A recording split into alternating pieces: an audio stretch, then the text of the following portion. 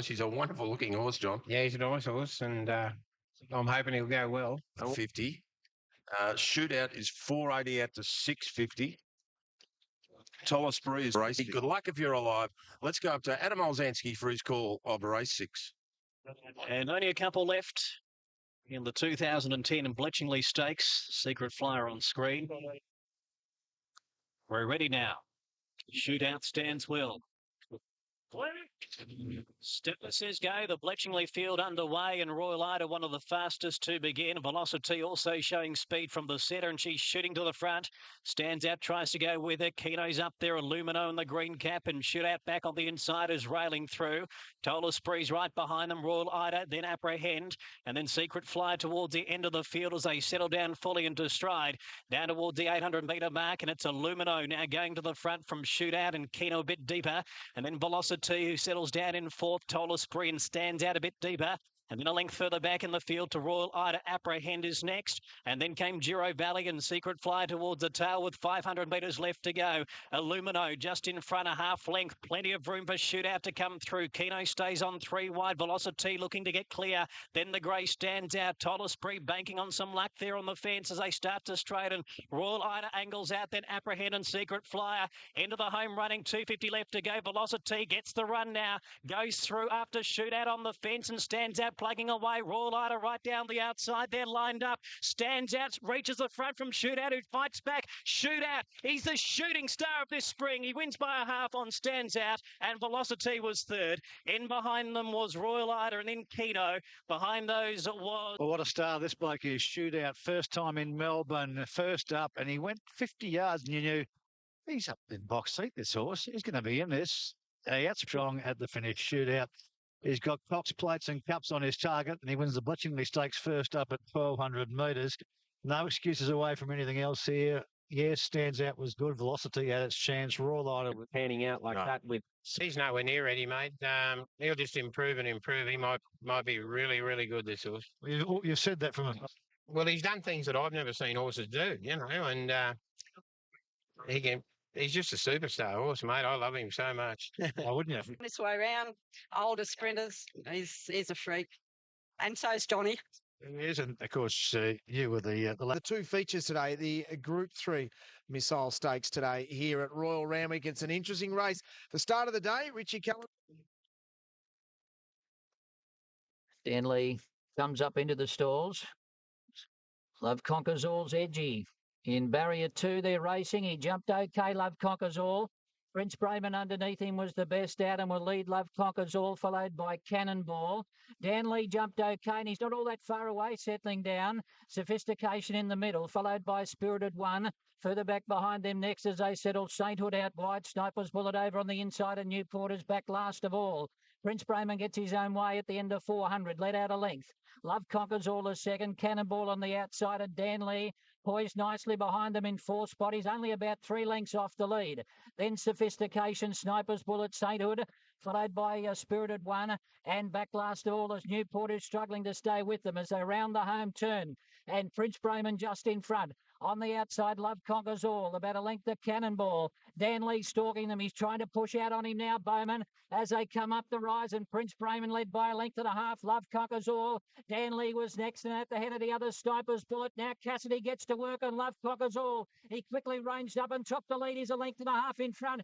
Dan Lee behind him, but he's flat chasing him at the moment. Love Conquers All's holding the lead safely, and here's a rising star for sure. Love Conquers All beat Dan Lee. Sniper's Bullet got third. And then Prince Brayman, Spirited One, Cannonball, Sainthood, followed by Sophistication, and Newport finished at the tail of the field. Well, we know now he's a seriously good horse. Love Conquers All. His biggest task, he gets up to Group 3, weight for age level, and he beats a seriously good horse in Dan Lee, who settled a lot closer than we thought. And it's Group 1 company, like Dan Lee's a winner of an all-age stakes, isn't he? George Ryder, he's the winner of, and he's a dual Group 1 winner. Yeah, and Sniper's Bullet's a Group 1 winner and real Group 1 winner as well in his own right. They're not slouches, these horses chasing him, and look, I was pleased with all 3 of the first over the line. They were all good runs. But this horse, he's an exciting sprinter. He really is. I mean, he's got the pace to put himself in the race. Far away from the second of our features today, the Group 3 Santa Monica Always solar charged $1.40 on the tote. 5:20 decision time. We get $4.10. So we've got 3 in the gates. Expectations broke fast in the centre. The favourite Solar Charge rushing up on the outside, and decision time came out fast also. And Obsequious going along the rail. So Solar Charge has just got the lead at the moment from Obsequious on the fence, and decision time in the middle. Then Bright Expectations going back to 4, followed by Spirit of Boom, who's 5th along the fence from Bottom Ready. And Renewed Vitality just got squeezed up there a touch and is back last of all. So Brown swinging on the leader at the moment as they round the turn. It's Solar Charge from in second spot Obsequious, and decision time is now tucked in behind the leader, followed by Spirit of Boom, and then Bright Expectations, Bottom Ready, and further back Renewed Vitality. It's still Solar Charge in front as they top the rise. Obsequious on the inside giving it a race. Decision time's 2 away and being safely held at the moment. Obsequious went through along the inside, took the lead away from Solar Charge. It's Obsequious and Solar Charge. Obsequious comes clear, gets about a length in front, and Obsequious goes on to beat the odds on favourite Solar Charge. Decision time got third from Spirit of Boom, and then Bright Expectations, Renewed Vitality, and back near the rear with them, But I'm Ready. Well, a boil over there. Obsequious wins and knocks off the short price favourite in Solar Charge. Decision. And Obsequious got a win. Nice. Obsequious got a win. Nice 3-year-old fillies. English interim divs there. Obsequious 10, 20 and 240. So out of sector fans, so it's well named, isn't it?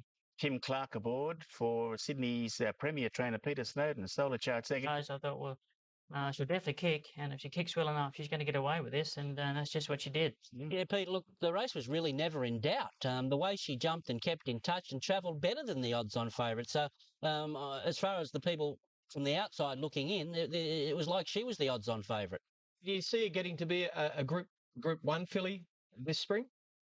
Yeah, well, to me, I thought she's a very honest filly, very what you see is what you get with her. I thought she might lack a bit of class. And the feature race is this, coming up, the Aurie's Star. And the tote favourite is Headway, $3.70, ahead of Elusive Touch at 5. 12 Mick Price. This is the Aurie Star. Always a good race. Let's get to Greg. 12. Elusive Touch jumped away pretty well down towards the inside. Grand Deal's got away quickly. Headway jumps okay near the inside with Royal Ida alongside of her. Away quickly like a Larrikin down on the inside. Spacecraft as well back in the field, followed by Beltoire. And back at the end was Sharon Butch. Grand Deal's the leader, nears the 400 metres from Elusive Touch. Headway between them. Wider Viking Turf Bell, followed by Royal Ida. Further back is Exurious, and the handsome one was battling on. Grand Deal's being tackled by Headway and Elusive Touch, like a Larrikin climbing over their heels. Royal Ida, Beltoire starting to come on now. Elusive Touch hit the lead from Grand Deals. Elusive Touch from Grand Deals, Headway, Beltoire, like a Larrikin the rail. Elusive Touch in front, like a Larrikin on the fence. Elusive Touch by Nectar, like a Larrikin who's driving, but Elusive Touch won it by a head to like a Larrikin, a fabulous run. 3 or 4 lengths away then might be Royal Ida. It's a photo for third. There's Beltoire, Space. Well, the punters have got the money here. $4.20 to $3.80. Savage on the tote to $3.30. The bookie should have got it. Like a Larrikin, held up for an eternity at a vital stage, losing vital momentum. What a run by him. But Elusive Touch. Punters happy? The Larrikins aren't. No, and let's Disagree.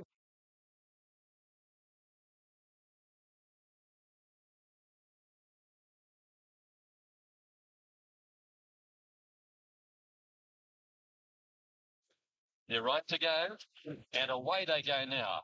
And the Minerva Rose was the one that missed the start by a couple of lengths, and Sacred Orders first out from Jungle Ruler.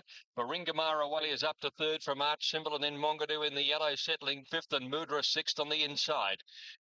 A length and a half, Monganui. Mudra down on the inside.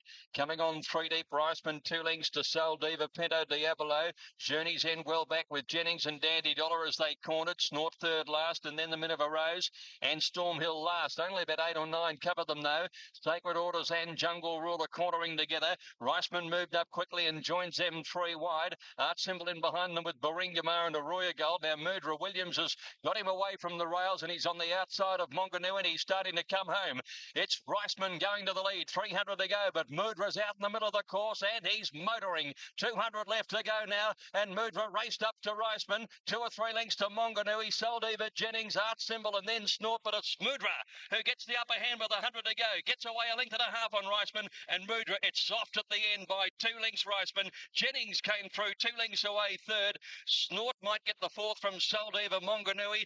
Stormhill work. Making this bloke, he might have a low rate. Stormhill worked home, followed Arroyo Gold, Dandy Dollar. Too good here. He's a star in the making. This bloke, he might have a low rating. Aim the bar high here from Kieran because he is a very good horse. This big track here at Flemington Suits. Look at Craig. He can't believe how soft that was. You're right, mate. He's a good horse, Shane. Well, I have been saying this one for a while. You get a few wrong every now and then. You get one right, and I just like the way he goes about it, don't you? I mean, he's just. What about the way Craig? You thought he's in the wrong spot here. Next thing you just said, I'm turning out right. Get out to the middle of the track and let him go, Sammy. I mean, that horse he ran past. Force his way into these races. I think they're looking at Caulfield Cups, and he's got to qualify this. Maybe the naturalism stage or something. But Craig Williams doesn't show that sort of emotion often. He obviously, he's a good judge of a horse, and he really, he's shaking the head there, amazed with that performance. I'm not so amazed with it because I thought it was just a pearler of a ride. But this horse has a lot of talent. He hasn't been bottomed out yet, and I'm interested to see how he progresses. Geez, what? Friday morning our time at Leopardstown in Ireland. Profound Beauty, a possible runner in the Melbourne Cup, made it back-to-back wins in the Ballyroan Stakes. It was a brilliant win, controlled the pace. The horse that ran second here in the green colours for John Ox, Axar, is also entered for the Melbourne Cup. But Profound Beauty did it stylishly to the line there. Cox Plate as well, though. Yes, we do. Perfumes at 10. You're so helpful, Richard. A shootout at 12s, Dariana 14 with Once We're Wild and Herculean Prince. Now, what was the other one you said? Well, is there a Cox Plate? Cox Plate. There's shootout at $12 over So You Think up to $12. Faint Perfume and Predatory Pricer. At Melbourne Cup, Faint Perfume is $12 at the moment. Yeah. TAB Sports Bet over Dariana, Jaguar Male.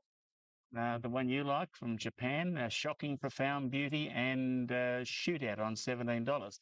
That's the Melbourne Cup. What else have we got for you? I've gone for the Melbourne Cup, Jaguar Male. Yeah, I think you're on the right track. Well, I'm only following you, what you said. You said it's a good thing if it comes. Richard Friedman for Fandura from the Friedman stable. And Alf's gone for Shocking for the double. I've gone to Metal Bender in the Caulfield Cup. I like that grey horse, that Linton. He looks special to me. Yeah. Mares have got a good record in that Caulfield Cup. I'll stick with Faint Perfume. No VRC Oaks winner, Faint Perfume's one of them, has won the Cup since, I think Light Fingers. Oh, records are made to be broken. So that might be the Melbourne Cup, actually. Yeah, Bart breaks them all the time. Yeah, Cox Plate Shootout. Ron for Rothsay. It's exciting, isn't it? Shootout from Richard and Rock Classic from Alf. So there you go. This bloke is a very good type of horse. Yeah, look, he was pretty impressive his first start down the straight, but certainly blotted the copybook second start around the bend. So, there's certainly some caution lights and quick. Yeah, well, the 72 Raiders don't normally win Cox Plates, but... But as you said, they've all got to start somewhere. Canterbury just on the previous. We're going to rock goes from $1.65 open out to $1.80. It's about to come in riderless. Lynn Boss in the certainly laying this one, and away they go now. And 4A's missed the start by about a length or so. We're going to rock jumped out okay, and Starry-Eyed the first one to ping out and had the lead. My Money is away quickly and is going to the lead now, ahead of the lead coming around the turn. Half a length now to Guru Bob striding to second. Starry-Eyed right behind them third, the inside, and then came Nate. Then We're Gonna Rock trying to get runs through the field as Pay Mistress pulls out wide. Into the straight, My Money is the leader, about a length and a half in front of Guru Bob. Plenty of room for We're Gonna Rock to come through, although just had to check over the leader's heels and get up on the inside. It's My Money in front, We're Gonna Rock coming at him now, and then Guru Bob and Forazer's coming through late. My Money with We're Gonna Rock coming at him hard now. We're Gonna Rock's finishing the better. We're Gonna Rock by 3/4 to My Money second. Close third, Ron's run on with Forays and a photo finish, and then came Nate Guru. It's a long way away, but it's a little bit closer because he's up and running and he's off for a spring campaign with a win today. He lifts his rating off that. The good part about the win, Shane, was the last 100 metres. It always looked like he was going to win. It hasn't been a big margin, but when he extends here, That's a good sign. No money. I mean, the punters bet up to beat him. So there was expectation it would run well. But now he stretches out. That's a good sign to me. 4 races run well. He's away for spring now. Yeah, it was very green at Flemington, but today raced on the speed, was held up and was able to accelerate and take a run. It's his third start. He's still learning, so we'll wait and see. You mean an easy assignment next time? When do you start raising the bar with him to test him a bit? Well, when I can get his ratings up and guarantee he's getting a run, that's the thing. Look, we've got a 4-year-old here who's Feature race here this afternoon. This is the Group 3 Run to the Rose. The lead up to the Golden Rose for the 3-year-olds. Some stakes winners already in this race, and you've got the horses. The horses that are resuming against the horses with a bit of fitness on their side, including Squamosa, who is 2 from 2, and Squamosa, the favourite there for Gay Waterhouse in those Star Thoroughbreds colours. The colour change here, it's reverted to the second set of the Patinack colours, so it's got the yellow sleeves and the blue cap. So gates are back. They're off and racing. Kuta Kalari missed the start. Best out tester Rhythm. Squamosa on the scene very quickly up near the lead, and so too is Classics, the filly driving through.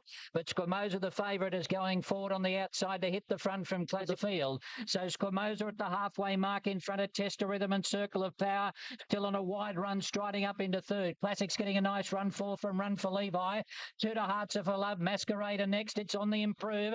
And then Sasa, Big Sunday, Presido, Kuta Kalari, and Tudor Vista last of all. Spriggs has got Squamosa in front as they turn from Tester Rhythm, Circle of Power. There's an inside run for Classics. Further back, Hearts of Love. Masquerader coming down the outside with Run for Levi. Squamosa in front at the 300. Sprinted a little bit better than them and got a break of about 2 lengths on Tester Rhythm.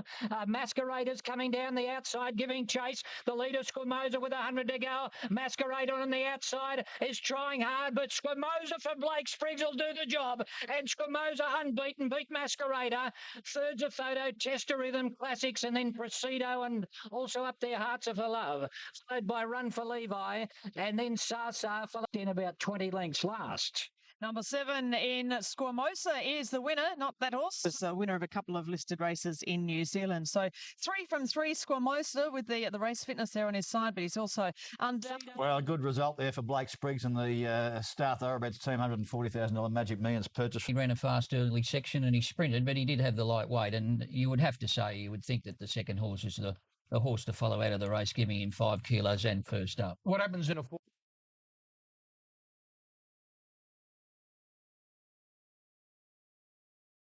4.10 the tote. On course, it's $4 each at 2. Star Witness and Master Harry. And the tote $9.70 about 2. And the tote $9.70 about 2 racked off. It's an $8 chance. And Sammy thinks from the yard, but their Star Witness, of course, he is the Blue Diamond winner when he beat Shahik, and what a stunning performance it was that stage. Okay, that horse was Fairfield Flame. I'm not sure if I have to watch Black Book. We'll back Star Witness. Here's Greg. Shrapnel.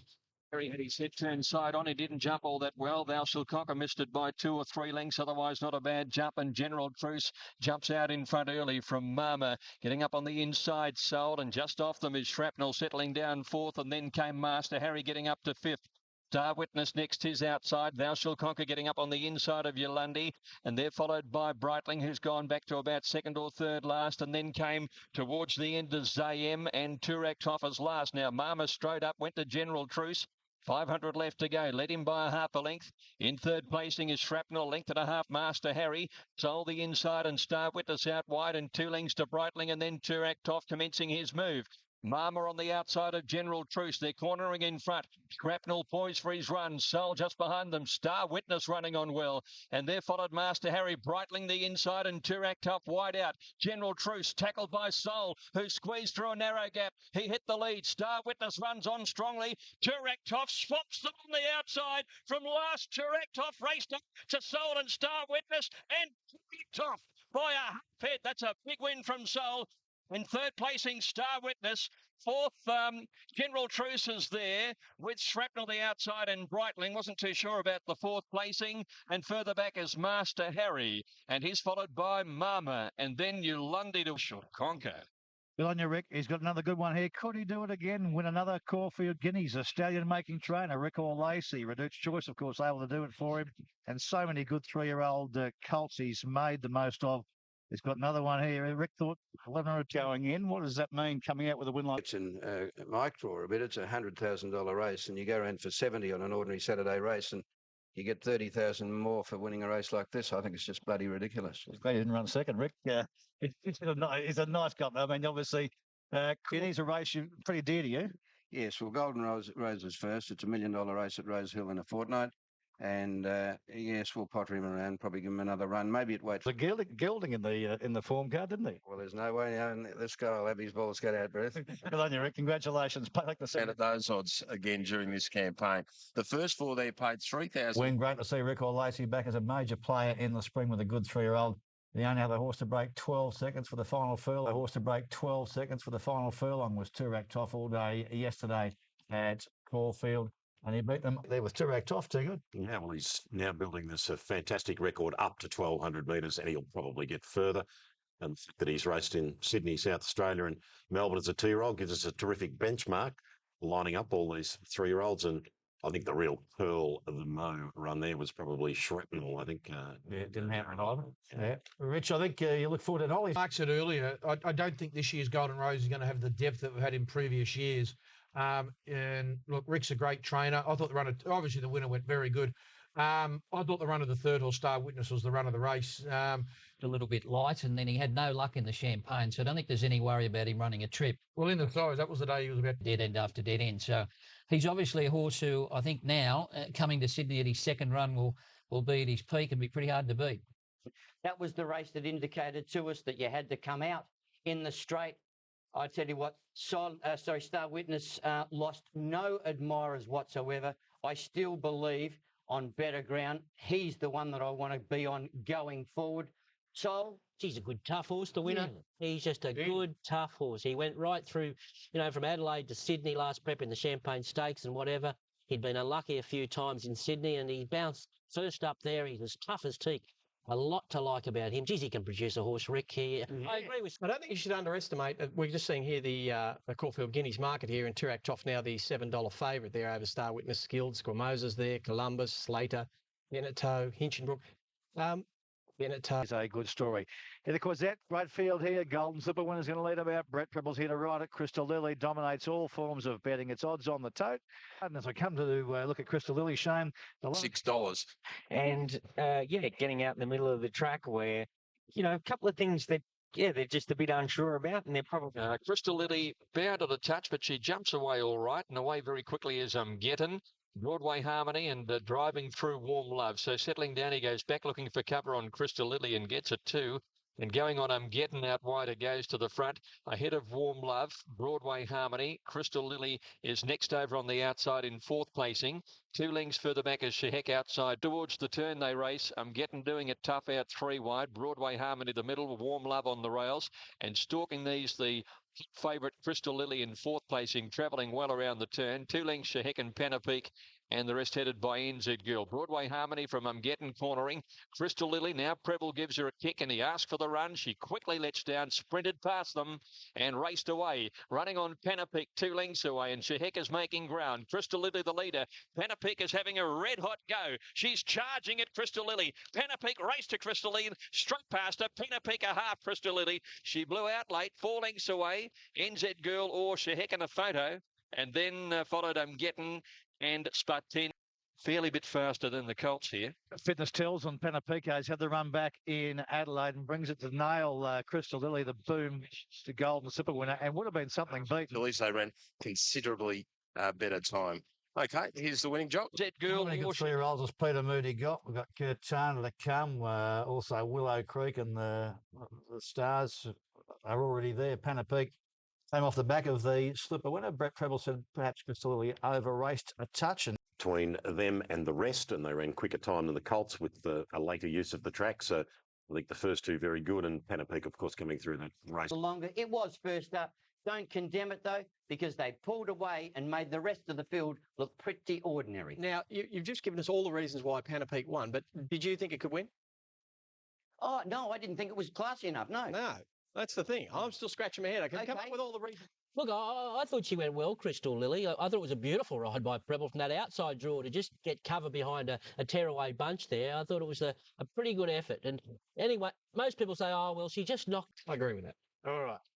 The Liston Stakes is really the start of everything, and Yeah, Stakes and Shootout's the favourite, a clear favourite for the Liston Stakes on the tote. 240, but and that is the Melbourne Cup winner of last year. There's the tote market, and in the ring, 290 now about Shootout. But shocking, well, I think it'll be. He didn't win until he won the Lexus at Flemington. He had his, sixth or seventh run in. Forward move. Sailor Gare, 14 out to 16, but he was back to better odds than that yesterday and this morning. Vigor opens 12 and gets out to $12 now. Predatory Pricer won the race last year, 6 out to 7. Shootout from $2.50 out to $3, but there was plenty of action for him both yesterday and this morning as well. Monaco Consul. I think that market mover is the favourite. Shootout, number 11. Best backed at a price is Shemline Warrior, number 14. And a really good start too. Monaco Consul away nicely. There's Carrara. He's going away looking for the lead in the early part with Predatory Prices. Sailor Gare's just off them. And Sterling Prince on the improve. Shocking went back to last. Settling down now. And going through Predatory Pricer is one of the joint leaders as they settle into stride with Carrara on his outside and Sterling Prince was out wider. A length Monaco Consul followed by Shamaline Warrior. Shootout caught about 4 deep next on the outside and they're followed further back in the field. Total Spree. Vigor about a length away. Sailor Gare about midfield the inside and then Apprehend. Heart of Dreams a good way back along the fence. And behind him is Murian and Zavit and 2 lengths to Shocking. So Carrara had the lead a length and a half. Sterling Prince second. Predatory Pricer half third and Monaco Consul fourth the inside. Shootout was wider out in a bunch with Sailor Gare, Total Spree and Shamaline Warrior. A length Heart of Dreams getting up on the inside from Vigor Apprehend and they're followed by Zavit, Murian and Shocking. It's Carrara and Predatory Pricer cornering together from Sterling Prince, Shamaline Warrior running on. Shootout wider, Vigor came deeper, Heart of Dreams, Monaco Consul stayed the inside. Predatory Pricer takes the lead at the 200 from Carrara. Here's Shootout and Vigor both running on well with Heart of Dreams near the inside. Predatory Pricer tackled by Shootout. Shootout raced to Predatory Pricer. Shootout got the head in front and Shootout wins it by a head. Predatory Pricer 2 lengths away. Heart of Dreams third. Monaco Consul might be 4 from Vigor. They're very wide apart. Next to go over the line was Zavit who hit the line and then Sterling Prince Apprehend. Shocking made some late ground. Followed Sailor Gare, who weakened, and so did Carrara. Then Muri and Shamaline Warrior didn't finish off on the ground, and a distant last was Tola Spree. Well, Mick Price might leave happy with Predatory Price from Heart of Dreams, but they've run into a star with their runs first up the day. Catseeders 4 wide, but never looked to be bothered, Starthy. He just lined them up top of the straight. Said, I'm on the best horse. I'm on a fitter horse, and he wins. Good on him. Shootout wins. Punters back. Right, but he's just a good racehorse. You know, he loves to win, and yeah, no, I'm so proud of him, mate. Is he at right now in terms of being up early in the spring, fitness-wise? He's nowhere near ready. He's nowhere near ready, mate. I've just been playing about with him, you know, so he might find it harder next start to beat Typhoon Tracy 1400, but after that, look out when he goes a bit further. So you'd be saying bring it on, wouldn't you? I love it. Yeah. I love it. Anyway, Moody's me mate, so I'd love to have a go at him. I suppose you get sick of people asking, oh, you had him up so early in the spring. I mean, but you know what you're doing with him. Well, I think if you're a horse trainer, you can hold them up, you know.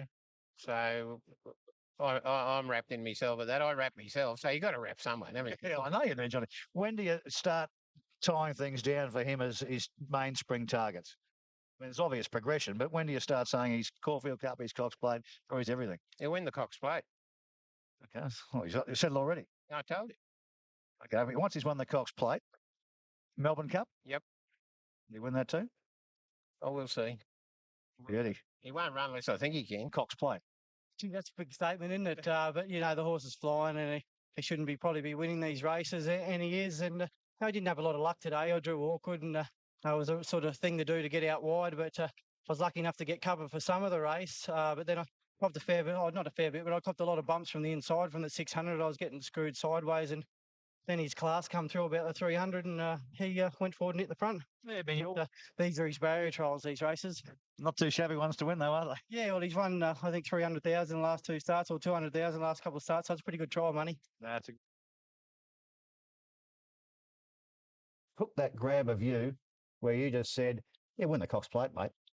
You don't regret saying that? No, I probably do now today because I think I was in a bit of a hurry yesterday, but I'm hoping he can win the Cox Plate. Will he win the Cox Plate? It'll be hard to beat. He will. I'll go great. Monaco Consul might There he be goes, the $15,000 horse. Wouldn't you love it? 15,000. He's won 1.5 million. Could win about 10 million this spring. It's million. By High Chaparral, $2 favourite. Look, he took him on. He got as tight as $2.50. Got out to $3. Was Throughout, little bump from the runner up there as they go to the line. Stuffy just pretty solid hands and heels, and he does the job. It was very much a do what I had to do performance yesterday, John, wasn't it? Yeah, it was. Yeah. No, he's a real performer now, isn't he? You know, he's got. I think he ticks every box now. pleased. Predatory price are back after a long break. Hard to Dreams. Well, he's a good bit player. He's an Underwood Stakes winner again, probably.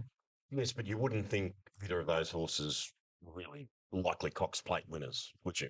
You know, Heart of Dreams. Maybe Predatory Pricer. Yeah, perhaps if he's got him back after that long break, which the indications are. Monaco Consul was okay, but you probably see him more as a Caulfield distance horses of Zipping and Sermione, and it will be the year of the 4-year-old. Right, we'll get to them shortly. Here's the beaten jockey Shickle stats. Here's the Cox Plate market. Of course, Shootout is the favourite for the Cox Plate with Sporting Bet. It was as high as $9 before yesterday, now at $5. Steve, I'll let you run through these. I know you love these long-range markets for the big races. Oh, fantastic, aren't they? And despite all the pontificating about the 4-year-olds, you've got to go back to, no 4-year-old winner of the Cox Plate in the last 10 years. Sunline the Mare was the most recent. Shootout is unquestionably entitled to be favourite for the Cox Plate at the moment, 4-1. Well, look, you know my view on this. Well, there's two we didn't think. So you're thinking Typhoon Tracy. That'll be the next good race, John, for you to get a measure on your horse. Yeah, for sure. And then, on the list, and now we've discussed this before, Steve, but the winner in the same year, Caulfield Cup, just Citizen. That's 20 years ago. Look how long since the Cox Plate winner has won the Liston double. The Melbourne Cup, zip. It's about time then. That's 5 have gone on to win the Cox Plate, but they were pretty good. Bone Crusher, Dulcify, Kingston Town and Co. So here's a list there. Strawberry Road and one there called, what's his name? Farlap. That is the other interesting. Yeah. Morning, Graham, Ronnie, everyone. I thought Shootout, he just keeps winning. Yeah. What a great early campaign he's having. I'm just terrified that it's such a long way to the next, to the big races. That's what worries me most. Lee, for a good campaign this spring. Question has to be asked, how good is he? Look, he's a stayer that's winning sprint, weight for age sprints. So is he a stayer? Well, that's the next question. Look, we're about to find out that over the next 6 weeks or so when we continue to see this horse just rise through the ranks. Not that he's not already there, but just going from that 3-year-old year to the 4-year-old year, you have to say that, the world's at his feet, really. It is indeed. And we've all seen plenty of Derby winners. Of course, the Caulfield Cup, well, Shootout's going to be the key player in all these areas. Faint Perfume. I think Bossie's mount for the Caulfield Cup, at least. Shootout at $13. But he's a Zabul and improving type. Very open there. And, of course, Kieran Marzos, Mudra, Craig Williams, big raps. And I thought the best part about Mudra's win. Now, there's some speculation about Jaguar Mail situation here. We'll see the 10-0 show winner from Japan high up in the market at $16. Some speculation about the connections not totally satisfied with quarantine. So hopefully we'll get to see Jaguar Mail here. Steve, I thought shocking yesterday did enough to say he's going to have to do because he's going to have 4 or 5 more kilos this year. Yeah, absolutely. Why do we? The Nunthorpe, this is a race which Star Spangled Banner came back from the 6 furlongs, 1,200 metres to the 1,000 metres of the Nunthorpe. This is a Group 1 sprint at Nunthorpe, York Nunthorpe Stakes. Mr. Huey completely taken off his feet as they race down for the last furlong and a half. Rose Blossom is challenged by Piccadilly Filly. Soul Power in behind them. Star Spangled Banner unleashed on the near side. Then Spin Sparkle and Prime Defender. Down inside the furlong they come. Soul Power has quickened up to lead. Star Spangled Banner is the final challenger. A 1-2 for Ireland at the moment. Soul Power hanging on from Star Spangled Banner. Soul Power springs a surprise. Wins the Nunthorpe from Star Spangled Banner. Close for third. Yep, the winner was 100 to 1. Only the second horse in British history to start and win a Group 1 at 100 to 1. And the bookies did cheer because it's part owned by the mother of Paddy Power, the bookmaker, Soul Power. And they clicked the claim on Rich, aren't they? The Irish horse, Star Spangled Banner. I think like most people picked up 1-2 for Ireland. I was looking for the horse Fletching home to run second in front of Star Spangled Banner. But look, that was still a great effort coming back from the 6 to the 5 furlongs. And look, he's really taken the next step, hasn't he? That's it. Yeah. 100 to 1 first and third there, but Star Spangled Banner was solid again. Fravashi ran a place in a listed race. 1,400 metres at the York meeting through the week. And Misco Flyer 820, that won't last. And Royal Bender for Memsie Stakes. Let's have a look at the current tote price, and then we'll get an update. Innocent Gamble, Oz the tote. Where the things sneak through on the inside and run on. Yeah. And this will tell us once and for all whether you can swoop around the outside. Well, what happened with Curtana? I mean, was it good out wide? Beautiful start too. In Faith and Innocent Gamble are the first two to show out, and they land in front of Seventh Bullet. And there's achievements going on, and Marquee Player is up there as well, so there's real high pressure in the early part, and it's Achievement wide out who's working hard. Seventh Bullet on the inside, and Achievements the outside. 2 lengths, Innocent Gamble. In Faith, the rails to strung up for a run. Oh, fall! Back in the field, a very heavy fall there. That was Marquee Player who came down. Coming around the home turn, and Achievements went to the lead from Seventh Bullet. Innocent Gamble having a bumping duel with In Faith, who's trying to push out, and now running on Bull Bars, and Epic Dragon pull to the outside. It's now down the straight, racing to the lead. Bull Bars with Anachiever getting through. Anachiever raced up to Bull Bars, and flashing home is the Ruffian, but Anachiever in the middle just beats the Ruffian and Bull Bars. Rekindled Interest ran fourth, and then Achievements Innocent Gamble, who got into a bumping duel at the home turn with In Faith, who also weakened out. Further back in the field, Marquee Player taking a pretty heavy fall. Well, Luke Nolan shortly. Very good, but take note, all the horses were making ground near the fence. Bull Bars made ground out wide. Zara issued a careless riding charge, got off, put a mark on the wall there. Rekindled Interest, very good. Busy, Steve, but I think it'll be a hot form race. Yeah, possibly. The only thing that throws me a little bit about it is the overall time was relatively slow. To the fillies? Yep. Yeah. First and second, of course, tracking through inside, which was the place to be. Yesterday, the run Bull Bars tracking wide was obviously very good. And with the speed on, the 3 closers have trifected the race, and the only other closer in the race was Hollow Lee, who came to grief. They've put a margin on the others, some disappointing runs. Obviously, Innocent Gamble and In Faith and Co. I just probably want to see all these 3-year-olds one more time. I reckon those 3 will be a delay here. We're just waiting to hear from stewards as to the yard here. We've got on the tote, very even lineup here. Stands out, Gold Salute, Secret Flight. Market 51. So it's a really tricky race, and it's been made trickier by the scratching of Galbraith. No doubt. So there's movements late for Tester Pellet, big odds 18 to 15. Avienda 17 to 14. Didn't jump all that well, and away fast as Keno on the outside. Now Morgan Dollar, he recovers very quickly, drives through, and he goes to the lead. Settling third on the inside as Stands Out. He's right on the speed there, and then Tester Pell. Morgan Dollar scoots away through the gap, opened up 3 lengths. Second is Keno, Stands Out the rail. Third, 2 Tester Pell. Raw Discretion on the rail. 2 or 3 lengths further back, Secret Flyer. Gold Salute, hard ridden, not responding at the moment. RV is stacked onto him. Morgan Dollar the leader, 2 lengths to Keno. Flat Stick coming home well on the inside. Stands Out 2 or 3 to Secret Flyer, starting to make ground. Morgan Dollar the leader. Keno laying in on top of Stands Out, who shoulders him out of the way now. And here he comes. Stands Out after Morgan Dollar, and then Keno. Morgan Dollar tackled by Stands Out, and then Keno. It Stands Out taking the lead, drawing away. Stands Out too good. Won it by almost a length to Morgan Dollar and Keno. Good battle for 4th place. Raw Discretion. Gold Salute got going very late. And Testapel. Arvianus just off them. And Secret Flyer, winner of it last year, is last today. Well, what a good horse he is. Well done to Cole Davies and the family. They've had a special day already, made more special by the winner of Stands Out. Won it at the start, Shane Templeton, when he flew. Getting a great result for Cole Davies. He's got 3 sons. One of them tossed the coin at the St Kilda Richmond game yesterday. One strapped the winner Stands Out. And the other one played in the heavy metal band last night at the Frankston Pier. And Cole's wife made the... And here, the almost spring sunshine. This is the Silver Shadow Stakes for the 3-year-old fillies, and what a crack field it is. Some of the best 2-year-olds resuming here today, some with the run under their belt, but the market you can see. Yeah, well, the big go on Thursday was Parables when it was $8.50. It's now to $5.50. The other go though is even bigger now. Amber's Walsh, you could have had as much as you like for $10 yesterday morning. It's now third favourite at $5. Like, she's going to improve it. Silver Shadow Stakes. Obsequious the favourite. Solar Charge jumped fast on the outside and she rushed to the lead in the early stages by a length. Obsequious and Biggie to Pack came out okay. Chance by scurrying along the inside into a forward spot, followed by More Strawberries. And then Golden Millennium settling behind them, Slow the Flow, Ellenbari. Amber's Waltz in the second half of the field, only in front of a couple of runners. Dance of the Ocean, one of those with Parables, has got back to second last, and Lohan is last of all.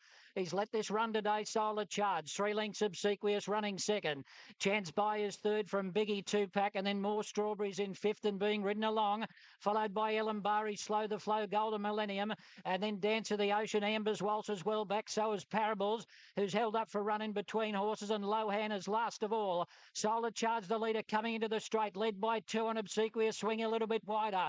Then Chance by, followed by More Strawberries, Dance of the Ocean, Ellenbari, and Parables back to the inside, but Solar Charge has got them all off the bed. It's in front as they run down with 150 to go. Chance by and Parables are chasing him with Obsequious. Parables is coming at Solar Charge. Look at Parables! She flew over the top of them and won it. Beat Solar Charge, then Chance by. Then at the head of the others next, Ellenbari with More Strawberries, and also behind them Dance of the Ocean and Slow the Flow, followed by Amber's Waltz, Lohan, Obsequious pulling up quickly from Biggie 2-pack, and last in was Golden Millennium. Well, the wraps on her were right. Number 7, Parables, just her 4th start. She is now the winner of the Silver Shadow Stakes. Little Solar Charge did everything right, but this filly on her inside was just too strong. Parables for Tim Clark. Pete Snowden beats Solar Charge. But very good performance, Parables. Look, she's quality, she's class. She's got everything this preparation at her mercy. I said Class will take them a long way, and that's just pure class today. she's been on the part of the track no one wanted to be on. You knew she was going to improve the run. She got an absolute knock flat, and yet, wow.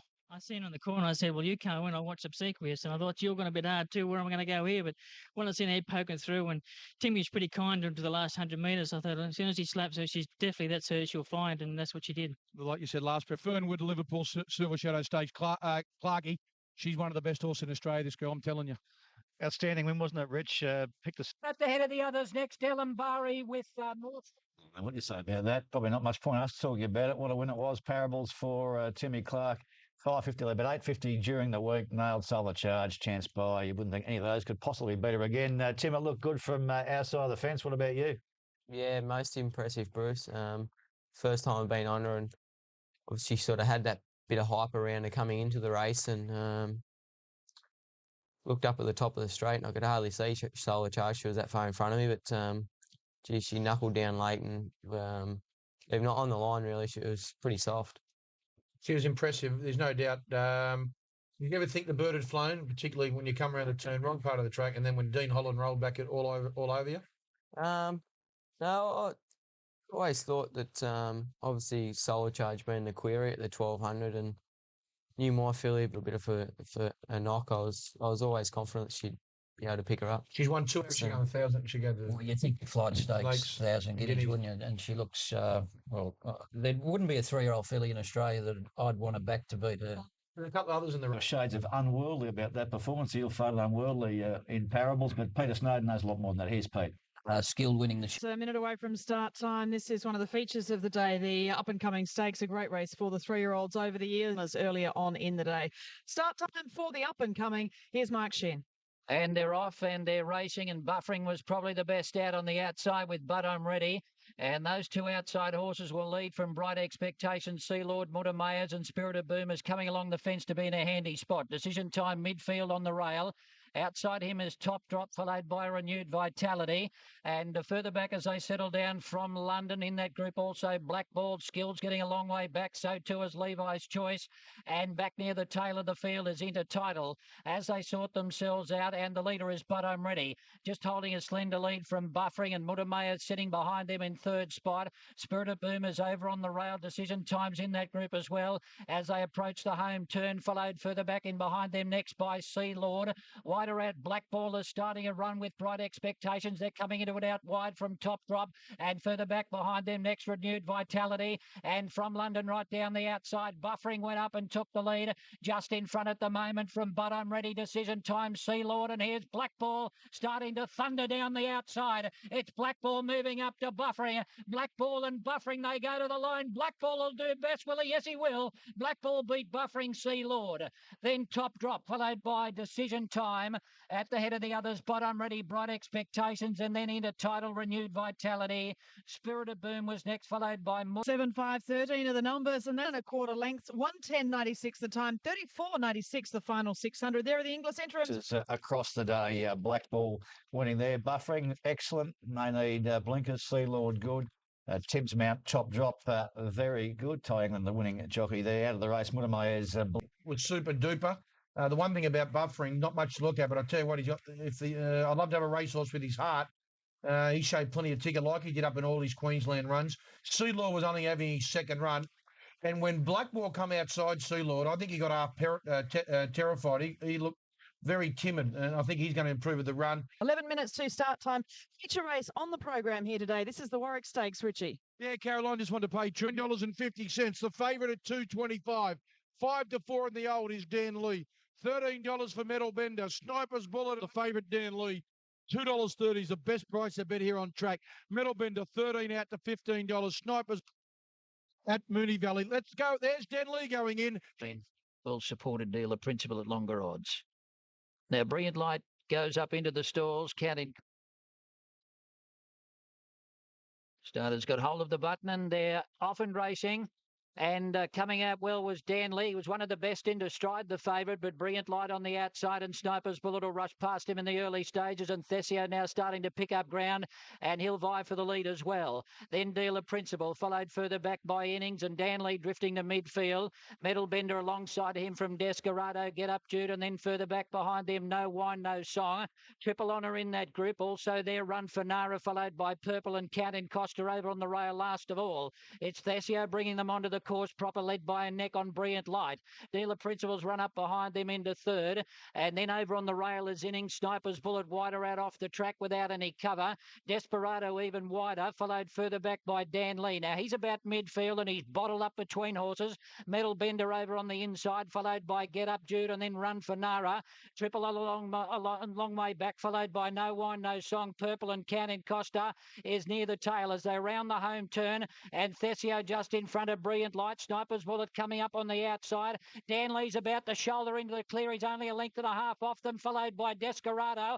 Dealer Principal back near the inside, and Triple Honour is running on strongly down the centre. It's Triple Honour moving up with Dan Lee. Metal Bender getting an inside run. It's Metal Bender, Triple Honour, and Dan Lee, the Waller trio. Metal Bender won it. Metal Bender beat Triple Honour and Dan Lee. So Waller gets first, second, and third. And then we've got further back Thesio with those horses next. Purple out wide, Counting Costa running on from Brilliant Light, and then Sniper's Bullet, followed by Innings, Dealer Principal, Desperado, Get Up Jude, Run for Nara, and last in was No Wine, No Song. Oh, congratulations, Chris Waller, the trifecta in the Warwick Stakes. No, it's a privilege to be training these types of horses, and when it works out like that, it's just unbelievable. Yeah, the favourite, Dan Lee, he's run third, but what a return for both Metal Bender and Triple Honour. Yeah, super. And I think it just goes... Start in New Zealand. Plus interims there on the screen, 14.70 and 3.50 for the winner. 3.10 Triple Honour, $1.40 Danley, and that Chris Wallace. It look like they're going really well, and you know, hard to say that they won't run 1, 2, 3 again next time, and it could be any order. So, yeah, look, all three horses I'll meet in a fortnight. Jimmy Cassie will stay on Triple Honour. I'm pretty sure Huey will stay on Dan Lee, and I think Huey will be happy to stay on Dan Lee at the bigger track. Well, what do you make of Dan Lee? I know they've been riding him a little bit closer, but you'd expect a horse of that calibre only a length and a half off the lead at the top of the straight to win that race. I thought he'd win yesterday. I thought he was a shade disappointing. I know that Chris said he's still got improvement to come, but if he's got improvement to come, I think Metal Bender and Triple Honour have got plenty to come as well. He will be towards the Chelmsford. I tell you what, there's some good runs in that race. Oh. Purple looked in foal and ran fourth. It was an outstanding run. And I thought Counting Costa is a horse who might pick up a good race this time in. He's just chugging along nicely, I reckon. In the yard for the final race of the day, the Show County Quality, and a crowd here of 6,055. So a good crowd, and I think election day maybe keeping a few people away, but that is a good Out Pinwheel 290, Striker at 420, and Neeson, who's been big overs on the tote all the way through. Maybe that's the reason he's blown. He's $5.30 on the tote, out to $4 in the ring. So gathering to move in, and I think Rabuka's the other one. And they're off. Neeson jumped fast in the centre, gathering out wide was well away. So too was Pinwheel, and Striker from one of the inside draws is right up there with them as well. So Neeson's just got his head in front of gathering Pinwheel, Striker easing back, followed by Kenny's World. And then Sainthood, Rock Classic goes just behind them about midfield. A letter on the rail, so he's in a handy spot. Kenny's World on the outside of that pair. Further back, Rock Classic, and then Sainthood, Herculean Prince, Sacred Choice, and about 5 or 6 to Rabuka. They're nearing the home turn, near the 400 now. Neeson just in front. Striker's going to go for the inside run. Wider out gathering, and Kenny's World. Pinwheel just behind them as they turn for home. Neeson's only just in front of Striker. Cassidy had a look across. Then gathering Kenny's World, and Pinwheel is held up for run. Sacred Choice down the outside, but Kenny's World sprinted a little bit better than Striker, who's trying to come back. It's Kenny's World. Striker, Pinwheel diving on the inside. Kenny's World in front, won the money. Beat Pinwheel, Sacred Choice. Striker got tired late and finished behind them in fourth. Then Sainthood, followed by Neeson, who folded up, followed by Rock Classic, gathering Herculean Prince. And Rabuka finished at the tail of the field. Number 10, Kenny's World for Ty England, takes out the Show County. Good result. We give you all the details after the Show County Quality. The winner was Kenny's World for Graham Murray and Ty England, 1790 and 310. Pinwheel. Bill held up at a vital stage there, Rich. Whether it made a difference, I'd say it would have. Oh, most definitely. Look, Danny, you got to. And those horses we just showed you, we're just showing you them so you don't bother backing them in the quarter of the Melbourne Cup. If you do, good luck to you. Faint Perfume, we'll see next week in the Memsie. They must be running 2 divisions of the Memsie next week because every horse in Australia must be kicking off counts. And the internationals, probably the Irish and Ledgers, probably the key race now, Steve, if you're looking at the international aspect of it.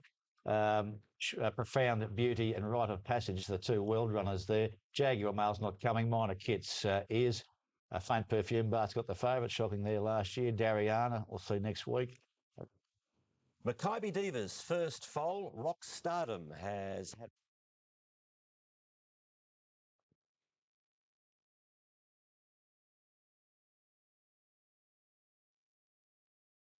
been very well backed. They're off. And Rock Stardom began beautifully out in the centre of the line. Pitt Street began fast, and Princeton wide out, and also Trillium on the fence going quickly. Princeton wide out, has his head in front of Trillium. Pitt Street the centre, and right on their wheel a length away is United Spirit dashing around the outside of Rock Stardom. He's a little wide at the moment, but he's got plenty of cover. Ultimate's Design then running third, Princeton. 2 lengths to Pitt Street, who's getting a beaut run on the outside of Ultimate Design. Après on the inside of Rock Stardom. Conceive picking up ground near the rail from Conda Hustler. Verification, a clear surprise, 2 lengths away last, and niggled at. On the final bend, 400 metres to go. Trillium with a bit of a kick. Margin of about 3/4 of a length in front of Princeton. Wide out on the track, Pitt Street in the blue and the red cap coming home strongly. Après, he's inside, then Rock Stardom and Ultimate Design back to the fence. It's Pitt Street wide out going after Princeton. Kicking back is Trillium. Coming through Ultimate near the inside, a clear surprise. A clear surprise bursting up on the inside. Pitt Street the outside, a clear surprise. Pitt Street, a clear surprise in front, and he won it. A clear surprise from 2 lengths last on the corner, a big winner. Second prize goes to Pitt Street. Photo third between Rock Stardom, who stayed on well. With him, Conda Hustler and Après not far away. This is a Group 1 race, the Makybe Stakes yesterday in New Zealand. I was wondering if you recognise the colours on this at the end, Singer, by the way. Illuminates as well back with Run Like Hell down to the 300 metres mark. It's Fritzy Boy. Keep the Peace coming after him now. The mare bounded to the lead. Keep the Peace. Wall Street is putting him down the outside. Golden Bone behind them for Baccio. Keep the Peace. Wall Street is coming after Fritzy Boy. The bar. Keep the Peace. The Oaks. Wall Street. It's close. Just favour. Keep the Peace. Get a nose for Wall Street. Oh, well, we didn't see the run on there, but it looked like the colours of Todman in here. That's what I was going to tell you. Yeah. But Keep the Peace. Sean Ritchie, James McDonald, Wall Street, Fritzy Boy was third. Good mare. Yeah. Mare, I tell you, another one, 4-year-old. Okay. What about the second horse, Wall Street? Yeah, he's a proven top weight for age horse over there. Yeah. So that's a real race. Yeah. That's a real New Zealand race. Cooper, that's doing good. The next race on the program there, the 7th event, and this is the feature, the Penny Edition Stakes over 1,400 metres, and the favourite is number 13. Viking Turf Bill won the start here with Spacecraft. Out fast as well was Magical Pearl. Bob Shout next from Zaida and Finna Storm. Alco Pop will settle midfield. Likeable Will on the improve now. Majestic Music. She's also midfield, but 3 deep. In the second, it's outside from Grundy. And by the way, last of all, he's just steadied the tempo here. Dean Holland through the middle stages on Spacecraft. In the Penny Edition, it leads him up to the turn. Viking Turf Bill. It still has the inside second. Magical Pearl third. Bob Shout coming deep. Finna Storm sticking to the inside. Then Zaida. Likeable Will taking off by the way around the outside. Went around Majestic Music. Moment in time and Alco Pop badly need runs. Last of all, Grundy. They're in the straight. And it's Spacecraft and Viking Turf Pearl together. Magical Pearl comes out to have a crack at them. Alco Pop's run up behind them. Here's Majestic Music letting down now, but Spacecraft, it drew clear from Magical Pearl. Back on the inside, Viking Turf Pearl, then Alco Pop and Zaida. There's no Majestic Music, but there's a Spacecraft, and he's coming away. Spacecraft first, Magical Pearl second. Now, Viking Turf Pearl just held third from Zaida and Alco Pop. Grundy ran on late. Majestic Music. She put in a half-hearted run in the home straight, and that was it. Then finished Storm. Moment in time, never sighted from Bob Shout, Likeable Will, and last in by the way. Race 4 on the program. This is the Bowerman's Concord Stakes, and it's going to be great to have a look at Reward for Effort in the mounting yard shortly. He's had that one run back. It was back in mid $10. It's now, as Caroline just mentioned, back into $8, 9 to 1 to 7 to 1. Caroline, well, Reward for Effort, as Richard pointed out, the favourite after getting to $4 back into $3.70, patched him back to $4, and trusting $10 into $7.50. It in. They're off. Trusting missed it a half. Coming out well, Winter King with Montana Flyer from the inside. And Reward for Effort jumped out well. And is up in the firing line early with Prince Brayman on the outside, almost making a line of 4. He's going forward on Reward for Effort to take the lead. Then McClintock back in 5th spot, followed by Patronym, Chroma Trim. And back last of all is Trusting as they're running around the first bend. And about 700 to go. And Reward for Effort is the leader. Trying to clear Winter King is on its inside. Prince Brayman is third. Then Montana Flyer. McClintock next on the outside. Patron in midfield starting to track up, followed by Krona. And well back was Trim, and last of all is Trusting. They swing for home. And Reward for Effort, one off the fence. Winter King on the inside, sliding through to almost get on terms. Down the outside, McClintock and Prince Brayman. And Patronym still about 4 off the lead. Reward for Effort sprinted a bit better than Winter King. Got a neck in front. They're clear from Prince Brayman and McClintock, who can't get there. And Reward for Effort shot away with 100 to go, and it's all over. Reward for Effort going down to the post to win it. Winter King got second, and Eye Catcher from Trusting for third. Then Montana Flyer, followed by McClintock, Prince Brayman. Further back behind them next was Krona. Trim never came on. And always good to see the good horses return like that. Reward for Effort. He's backed up that win back in mid-July in Melbourne with a... Yeah, much better than the last time he was at Rosehill Gardens, of course, when he hit that very heavy track in the Amy Golden Slipper. Reward for Effort by Exceed and Excel, beating Winter King, who's racing in great form. Well, Trusting before the race looked magnificent, didn't he, Richard? He didn't trial all that well, but he trialled without the blinkers. But when you saw him turn up at the races, you knew he was going to run a race. They didn't go all this quick in the early stages here. Early sectionals were slow, so no surprise to see the on-paces run first and second. So I thought Trusting's run under the circumstances very good. Was no doubt very good. The winner, though, I love a turn of foot. And when Winter King up the inside, but then when he went... Look, I think Trusting is still a live chance in a race like the Cox Plate. I know he's got to get there, but I got a huge rap on Trusting when he won the Warwick Stakes. And 6 weeks off into this race, good field here, and he won like a good horse. He's been a horse that's never had a chance to fulfil any potential that he's shown, and this could well be his preparation. That was a dominant win.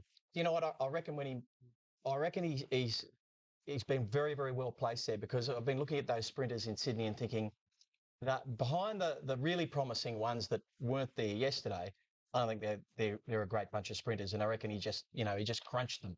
But I don't know if he can match up. Here, that was his first run back from Richard, I suppose Stallion.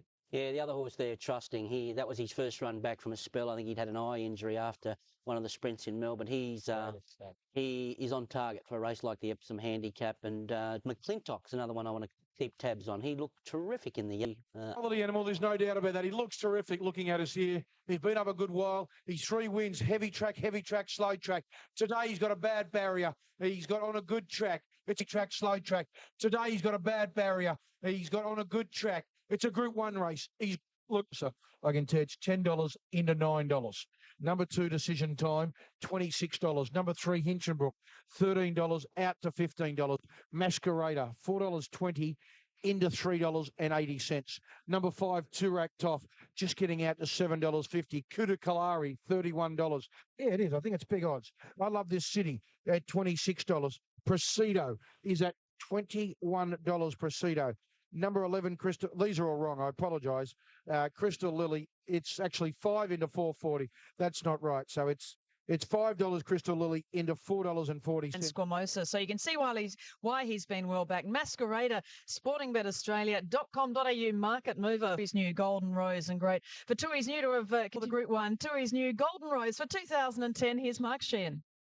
And Often Racing and Presido came out slowly. Chance Buy was the best into stride. Squamosa was labelled urgent out of the stalls and is rushing forward to take the lead. Run for Levi's up there in the early part, and so too is Decision Time making ground, and Crystal Lily is rushing forward, and she'll go up into second spot early on. Then at the head of the other, Sasa, there's trouble there. Chance Buy got skittled and got knocked back through the field to midfield. Then Patter Peak followed by Hinchinbrook. Masquerader back along the inside. Turak Toff in the second half of the field, about 3 wide. Top Drops outside it, followed by I Love This City. Presido got a check and is now back. Last of all as Kuta Kalari rushes past it. So as they settle down at the halfway mark, Squamosa led. Sasa working to second on the outside, and Crystal Lily found a nice spot. She's inside of them in third. Then Decision Time, followed by Jibe, Chance Buy. Further back was Panna Peak, and then at the head of the others, Run for Levi, Hinchinbrook. Top Drops out very wide. Masquerader buried back on the fence. He's coming off the rail now. About 5 or 6 off the lead. The leader is Squamosa, led by a length and a half from Sasa, Crystal Lily. Then Decision Time, Turak Tops working home down the outside. Masquerader still a fair way backwards. Squamosa, he sprinted away with about 200 to go. Decision Time and Turak Top are starting to lengthen to go after him. Squamosa's in front. He's on tired legs. Turak Top lunged on the outside.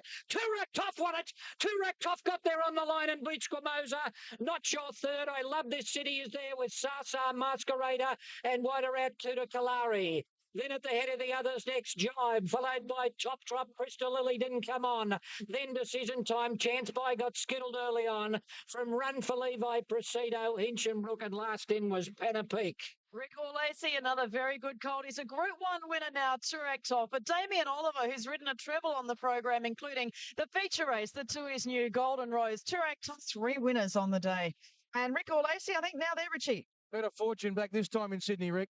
Yeah, we thought he could win. He's always shown the ability up here last time and almost pulled off a big plunge in the size, but a firm track speed, geez, he can let down. Yeah, he's a very good horse. First up at the 1100 down in Melbourne, he was kind of a bit of a surprise to win from there, but everything was geared towards this, and then the Guineas. Yes, the Caulfield Guineas next up, or maybe the Guineas Prelude and then the Caulfield Guineas. It's hard to knock back $1 million. Now listen, they were betting big odds early on when they didn't think you were going to come. Tell me about something. One of the owners got $20 about him about a month ago, 20 to 1. I had something each way because I knew he'd blew out today. And I bet you didn't have anything on it. You thought he was lucky to win in Melbourne. No, I said Star Witness's run was very good, which he was, but 1400, that's your bloke's go. What's going to be his best go, Rick? I think 16. Yeah, I think 1600. But, mate, he was chasing some pretty good horses there and wasn't a lot left in the tank the last 100, but it's true sign of a very good horse. When the chips were down, he kept answering to the challenge. The speed was on, but when you finally got clear, you were still spotting a big start. I was, and they haven't been making much ground today, but a bit more pressure in that race. Just got a couple I were following weren't taking me anywhere coming to the turn, so I just have to peel off a little bit earlier than I wanted to.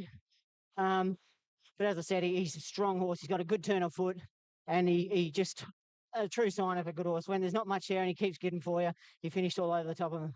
For Rick or Lacey than when reduced choice, a short price favourite that you was scratched on the morning of the Golden Slipper. But this horse now a Group 1 winner. Those colts, Rick has done just such a wonderful job over the years. A stallion making trainer with Canny Lad, and also, as we mentioned, a reduced. Going into the race, we were as confident as we could be with a back runner, knowing that the race had to be run in certain respects to suit him. Was it an advantage? Yeah, big finish, and going on to win it by the ill-fated Shower Heart, who was making a real name for himself in Queensland, ridden by Damien Oliver. Squamesa second. I Love This City, who was the hard luck tail, certainly, of the race, finishing back in the Cox Plate. I know it's a race that you really haven't got on the radar with him at the moment, but still an option. Yeah, well, if you've got a good horse, I think you've got to put them in everything, Terry, and give yourself the option of running. At this stage, he's unlikely to run, and I think he's probably a miler in any case, but he doesn't pull. Yeah, he ran an unbelievable race, Rich. Obviously, the barrier probably cost us winning the race comfortably, I reckon. Couldn't have asked any more of him. Super run. Yeah, it was. He went very well. He had no luck at all, as you'll see in the replays, Rich, but he's a very nice horse on the way up. Yeah, great run. Drew an awkward barrier, but ended up in a lovely position. Come out the top of the straight, thought he was going to win the race, but I just think that run last week probably took the dash out of him, but it was a good side effort. Richie, I thought I Love This City was a moral beaten in the race, to be honest with you. Of all the horses that had no luck in the event, if it gets out 50 metres earlier, I think it goes whoosh and just about wins the race. Well, the best 3 runs and been able to win. Here's the interference early on, Mark, and just shorten him up a fraction. Yeah, well, he didn't miss a couple there. Crystal Lily got it, Jibe got it, Chance By got flattened, and Run for Levi got flattened as well. So he cleaned 5 up. And it put a couple of the others probably a couple of lengths further back. And no. Correct, Toff. Fantastic. The performance, I thought it was just absolutely outstanding. He didn't get any favours during the run. I thought Damien just timed it perfectly coming around him. But I must admit, the third horse, what is it? I Love This City. Did look a bit unlucky. Yeah, probably one of the best things beaten I've seen in a big Group 1 in a long, long time. I Love This City. He obviously was inside Toorak top there. Maybe we can point that out shortly. But all honours with the winner. Look, Ollie, he give him a trouble-free run. And this horse, I know you've been a fan of this horse all the way along, Graham. And look, he just looks like a real miler for the future. You know, look, he's got the guineas coming up. And, I mean, in years to come, he looks like a... I'll tell you where I reckon that race was won and lost. And there's a credit to Damien Oliver, who is a master at doing this and proved it here. On the corner, a lot of jockeys want to get outside horses too early. You know, he just took the free ride around the corner until the last bend of it and then just peeled out across the heels. You see that interference there? Yeah, it was shocking. a bit of tough interference there. But that saves you that 3 metres that wins the race. Yeah, look, all in all, it was a good, tough win. And look at, I Love This City in the red hat and the black, just getting out now. When at the top of the straight, they were together and he was held up. And look at him sprout wings here. Yeah, geez, you have to feel for the connections there. There was a couple of other good runs in the race. I reckon on the day disappointing because she was very heavily back there. Chiraco Stakes, and we welcome back More Joyous, who is the favourite, of course, the Group 1 Flight Stakes winner, the top filly in Sydney last spring. She's resuming, and she's $2.40 on course, Rich. And she's only just coming down the race. I haven't had a chance to have a good look at her, but we have heard she's put on a lot of weight in her spell since race. Thickened up quite a bit, More Joyous. She looks ready to win looking at her. Just whether she... More Joyous jumped about midfield. Break card came out behind her. It's Electric Dreams jumping in front of Lightning Ridge Avenue, rolling forward with Sister Madly out a little bit deep and seeking attention, going back along the rail. And it'll settle down 5th from Girl Hustler, then Hide and Dash. More Joyous is near midfield. She was 3 wide early on, but she'll get in a little bit closer now. Then Dorf Command, followed by Olanana, and Break Cards 2 away at the tail. So it's Electric Dreams bringing them up to the 600 by a length. Avenue is second to Lightning Ridge, box seating Sister Madly 4th. Then Seeking Attention, Girl Hustler, More Joyous about to come to the outside from Hide and Dash. Olanana next, Dorf Command getting a run in the centre, and Break Card last. Electric Dreams is the leader by by 2. Avenue starting to chase it. The Lightning Ridge out into the clear with Sister Madly. More Joyous coming down the outside with Girl Hustler. So 4 or 5 across the track here. Electric Dreams being joined by Avenue. Sister Madly in the centre. More Joyous joining in on the outside with Girl Hustler. More Joyous has got a head in front. She'll carry the big weight. First up, she's Dynamite. More Joyous beat Girl Hustler. Photo third. Sister Madly or Electric Dreams. And then at the head of the others next, we've got Avenue, Hide and Dash, Dorf Command, Break Card, Olanana, Lightning Ridge pulling up quickly and seeking attention, finished last of all. Oh, super performance. More Joyous, a dominant 2-year-old, 3-year-old, and she might well be a dominant 4-year-old. Richie Calendar is with a jubilant John Singleton. I certainly am, Singo. What about that? I can kiss you this time. Hey, look at the front. Look at the front. 59 kilos, that's awesome. Yeah, it's hot Danish standard, mate, I think. Yeah, it's Andy Mayer, you've just seen the Epsom women, in my opinion. She's got blistering speed. She's got the most sensational turn of foot. And she's just on the improve. I mean, whatever she's done today, there's so much improvement, I can't tell you. Oh, what a star. What a star. Oh, this was a big go. The punters of Fairnickham cheering all over the country. 240 to evens, More Joyous. Ridden back in the field by Nash. Looked to be a good rolling tempo. She gets home to win it by more than ready. From Girl Hustler, who ran a great race. Sister Madly never seems to have much luck in her races. Mark, I heard you say before the race that she'd put on a fair deal of weight, but she did look pretty forward to perform first up, and she's a bomb first up. Qualifying that, I think she has thickened up a lot, Terry. She does look an entirely different horse. Whether she holds a condition is the worry. That's what's happened to her in the past. She's looked reasonably good first up, and then she looks like a greyhound second up. But to me, physically, Richard, she looks a totally different horse now. What you said's right. Like, she's thickened up, there's no doubt. But will she hold that all the way through if their ultimate goal's going to be the Cox Plate? I thought the biggest recommendation for her, besides the 240 to evens and being odds on your fair joint, was we interviewed Joe Pryor just before the Concord Stakes with Patronym. And I said to Joe, what about the Lightning Ridge? Big tip for it. He said, I come here confident. He said, I'm not now. He said, I just saw More Joyous down in the box. He said, she looks magnificent. That was the biggest tip you can get from a rival trainer. Steve, you know when Richie went on that walk of his for charity, it was fantastic, and I think he went to Randwick to Warwick Farm. Well, if More Joyous wins the Cox Plate, I'll do a walk with him next year, and when I get to Warwick Farm, I'll keep going all the way to Flemington. That's on tape, are we now, Barry? For More Joyous. Oh, we're all cheering More Joyous now. You go. Yesterday, because it's one of gaze to get back that far, and is it going to head to the Cox Plate? Well, it's going to head to the Cox Plate, but I think because You've got to hold that condition, and I think after a next run or even the one after, you'll know whether you've got a Cox Plate there or not. Year, or whether it was a silly idea, yeah, and whether we should have just stuck for the Lightning. So, but mate, I'm in no hurry to retire. I've got too many broodmares, not enough racehorses. So, yeah, Cox Plate's a dream, and the Lightning's not. So we'll go for that, and then I'll put myself in the hands of the experts. So boring. Yeah, next year. Richie, yeah, it is a terrific race this on paper, and we'll have a look at 9 minutes of betting time left, and here we go. Willow Creek 360 on and get to Caulfield race 4 with 9 minutes of betting time left. Neil. Been a very good horses race over the years.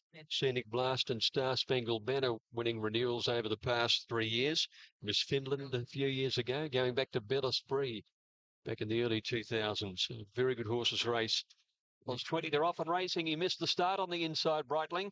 Delay didn't help him. Away quickly, Intention on the outside, and Live and Let Die drives through and goes to the lead as they settle into stride.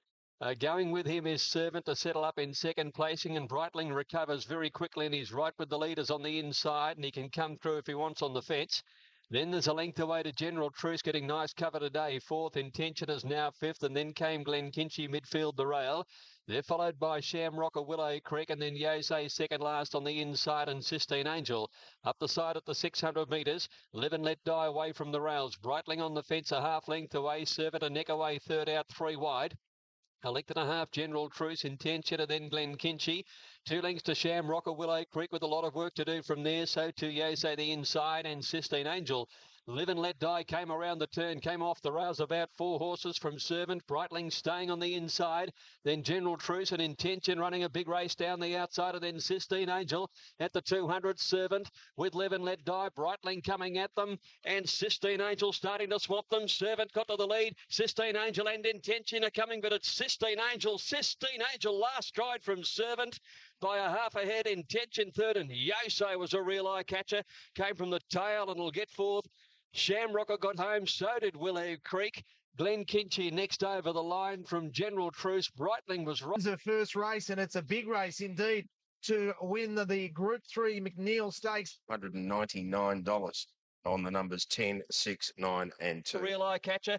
Came from the tail and will get fourth. Yeah, that was a big performance. She was the first of them to come down the outside and win in race number 4 on the program. I don't know what to make of that sort of form, Ref. And suddenly she sweeps down the outside to beat them. I thought she was very impressive. And you've just got to look at this race in recent years. Star Spangled Banner last year won the Guineas. The year before that, Supergotchi ran second in the Guineas. The year before that, Scenic Blast ran second in the Guineas. Supergotchi won the Guineas, of course, after running second here. And you go back to the filly Miss Finland, who wins here and won the 1,000 Guineas. So I think Andrew Noblet can have a fair degree of optimism with this filly. I thought, well, This is a very, very competent filly as far as I'm concerned. Her last preparation was full. Willow Creek was very strong late in the race as well. So, look, that rates very well. And these horses are going to continue on if the runs weren't too hard for it first up. Yeah, I'm not so sure. I'm not so. Now Testaros is getting some good mares, and you're seeing the results. Yeah, for He's sure. gone from a top 20 to a top 5 stallion. No, he's a very good rest of his career. Yeah, I'm the second Brightling yet. Okay. On that, because I just reckon he got in the worst part of the ground. And if you looked at him there, he's ducking and diving and weaving all over the place. He wasn't appreciating the ground. You know, I know they swamped him late, but he was a spent force by then. But About to watch the running of the main event of the day, the New Zealand Bloodstock Memsie Stakes. Let's have a look at the Super Tab readout. On track with the bookies and on the tote. Punters have got this down to a race in 2, Richo. Shootout 290 on the tote ahead of Typhoon Tracy at 310. Yeah, it is. Weight for Age Group 2, won by some of the greats of the turf, including Farlap and Makybe Diva and Sunline on 2 occasions. Lord on 4 occasions. Yeah, he's a little bit round, and you know the wet track's not really going to suit him. I think he's a fair bit of improvement in him. He's only each way chance. He was drawn the inside. We saw Set a ratings record. He did that before in the Cox Plate. Bart's been, as he always is, extremely patient to get him back to his best. And we're more than hopeful that he's back where we think we want him to be. The track's an issue, obviously. But the horse himself, just have a look at him. He's in good shape. Ordered this out. And 2, Cav, $41 now for Sirmione 1. Now, here's one of the most important facts here from the betting ring. This has not budged, so you think. $7, rock solid, look terrific. And I'm glad Sammy gave it a wrap too. Shootout goes from 260 out to 280. And now we go down to the mighty mare. And this, of course, is Typhoon Tracy. She opened at $2.70, so she's was second favourite when they first opened the market, and she's gone out to $3.10. So no real dramatic action in the ring. The punters are with Shootout. Can the horse of the year, Typhoon Tracy, beat Shootout? It's going to be a great race. Here's Greg to call the 2010 Memsie Stakes. Memsie. All right. Field is ready. They're off. And Sirmione missed the start by 2 lengths. Typhoon Tracy away very quickly, and So You Think got away very fast, and he's up there to second from Who Got You's Abrasive. And Shootout has just caught a little wide in 5th placing. 2 lengths Bucciolati Valdemoro. Further 2 lengths away to Bright Night, and then Moati's Faint Perfume and Sirmione at the end of the field. By the 1,000 metres, and Typhoon Tracy had an easy lead. Out by a length. So You Think in 2nd placing. 2 lengths away, Shootout doing it tough at the moment, out 3 deep. With Zabrasive in the middle and Who Got You not too far away on the rail. A length and a half further back in the field, Valdemoro, and they're being followed Bucciolati. 2 lengths to Bright Night, Moati, Sirmione and Faint Perfume at the end of the field. Typhoon Tracy leads by a length and a half to So You Think, a half's Abrasive. And moving up, Shootout on the outside, followed by Who Got You. A length and a half, Valdemoro, Bucciolati, Sirmione making a move as they came to the corner, followed by Bright Night, Moatiz and Faint Perfume. Typhoon Tracy leads in the Memsie around the turn from So You Think's Abrasive, Who Begot You, and then came Shootout into the straight now, and So You Think given full ball, raced up to tackle Typhoon Tracy. Who Begot You's in the clear. He's starting to run on well. Shootout was battling behind them, 3 across the track. So You Think it's the lead, but Who Begot You the danger? So You Think Who Begot You? So You Think responding for Steve Arnold. Think is back, 3/4 of a length on Who Begot You. Flying finished for third. Shootout finished hard and Typhoon Tracy battled away. They were followed closely by Abrasive, Valdemoro, getting home nicely, Bright Night, and then came Faint Perfume and a break Sermione, Moatiz, Buccellati. So You Think is a star and wins like a star should. Runs down, Typhoon Tracy disappointing. Who Begot You was terrific. That's a great return. Shootout was 3, 4 wide the trip. Did an amazing job to win. But all honours to the horse by the name of So You Think, who was absolutely brilliant winning here as our telestrator played up a little bit. The only horse you want to look at is So You Think, though. Who comes on the outside? Abrasive was terrific fresh. Have a look at Shootout Late was a really good run indeed. Typhoon Tracy run 4th, but Shane, we run out of superlatives for Bart. He's got himself a serious horse. And Bart He started very good. And I think you've had to be on the pace today because they weren't coming from behind very much, and he did a good job. He just travelled. He gave you a good feel in track work. He's as good as they come, isn't he? Yeah, he's really impressed me today. He's travelled unbelievable in the run and coming to the corner when something just come off his back. He just gave me a great feel around the corner, and I don't think he's 100% comfortable in the ground either. But his other attribute is he's a fighter as well. Furlong in, he's in for the fight and held him on the line. I think gave you the feeling that, once with that run under the belt, onwards and upwards. Yeah, I think he's, sky's the limit for him. He's already won a Cox Plate as a 3-year-old. Obviously, we know he's a good horse, but he just gave me an unbelievable feel today. Congratulations. He's on board, an absolute star in So You Think. Let's find out who the future. He battled away. They were followed. Yeah, great pointer heading towards the Spring Carnival. So You Think just too good for Who Begot You, winning it narrowly, and Shootout having no luck finishing back in third. Bit of a talking point. Typhoon Tracy was safely held the last little bit, but Bart Cummings, of course, was in Sydney, but his man here in Melbourne riding So You Think was Stephen Arnold. And Steve, obviously a great relief and a great thrill to ride such an exciting horse like So You Think. Yeah, exactly, Terry. He's obviously what he'd done up to this stage is very exciting, and anticipation was great of how he'd come back, and it was good to see him come back, to his best. Before the race, your mate... It was a very soft half, Steve. As it turned out, I think they barely broke 52 for the first 800. Was that in any way detract from performance or this form? I don't think so. Obviously, they had a pretty soft first half, but the good horses were all there. Typhoon Tracy and Who Begot You was right on our back. So I think the good horses were there and probably had their chance. They'll get better, but he'll get better as well. So, there's a group of good horses there. Did he give you the feel of a damn good horse? He did, yeah. He's pretty special. When you ride him, you can't take your eyes off him looking when you just see him walking around the yard. They told me he looked great in the yard. I wasn't there yesterday. They told me he looked fantastic. His coat was lovely and clean and about 85%, 80%. Yeah. I don't know about percentages, but he's exceptional to ride. He's got a great action, and that's why I say, when he gets top of the ground, I think he'll be a bit better. Shootout was great. What's your commitment going? We see in the pecking order of the horses you've ridden. Yeah, well, I sort of, after the race, I said he's the best horse I've ridden. But I have ridden Makybe Diva in a race, and I think she's in a class of her own. So I don't like to compare her with anything. But of the horses I've won on, I think he's the best. That's interesting. Sorry, Terry. Yeah. You would speak so glowingly of one horse you rode once. Yeah, exactly. That's... I'm referring to Makybe Diva there, not yesterday. Yeah, well, I rode her early on before she won her first cup. So, the feel she gave me that day probably wasn't as good as So You Think. But what she did after that was, as I say, I think she stands alone with her record. Yeah, Richard and... No, I thought Shootout's Typhoon Tracy I know it was 1,400 metres. Looking at the horses she's beaten last time in, I don't know about her, Mark. We're all worried about Typhoon Tracy now. Whether her day was last prep. Yeah, possibly. You look back at what she beat last time in, and mightn't have been just the absolute cream. Maybe these horses are going a little bit better now. Obviously, the winners are the horse to follow first up after a long layoff, and shoot off a great run. No luck at all there. Shootout, I should say. I think she's been trained a bit differently, Typhoon Tracy, this time around.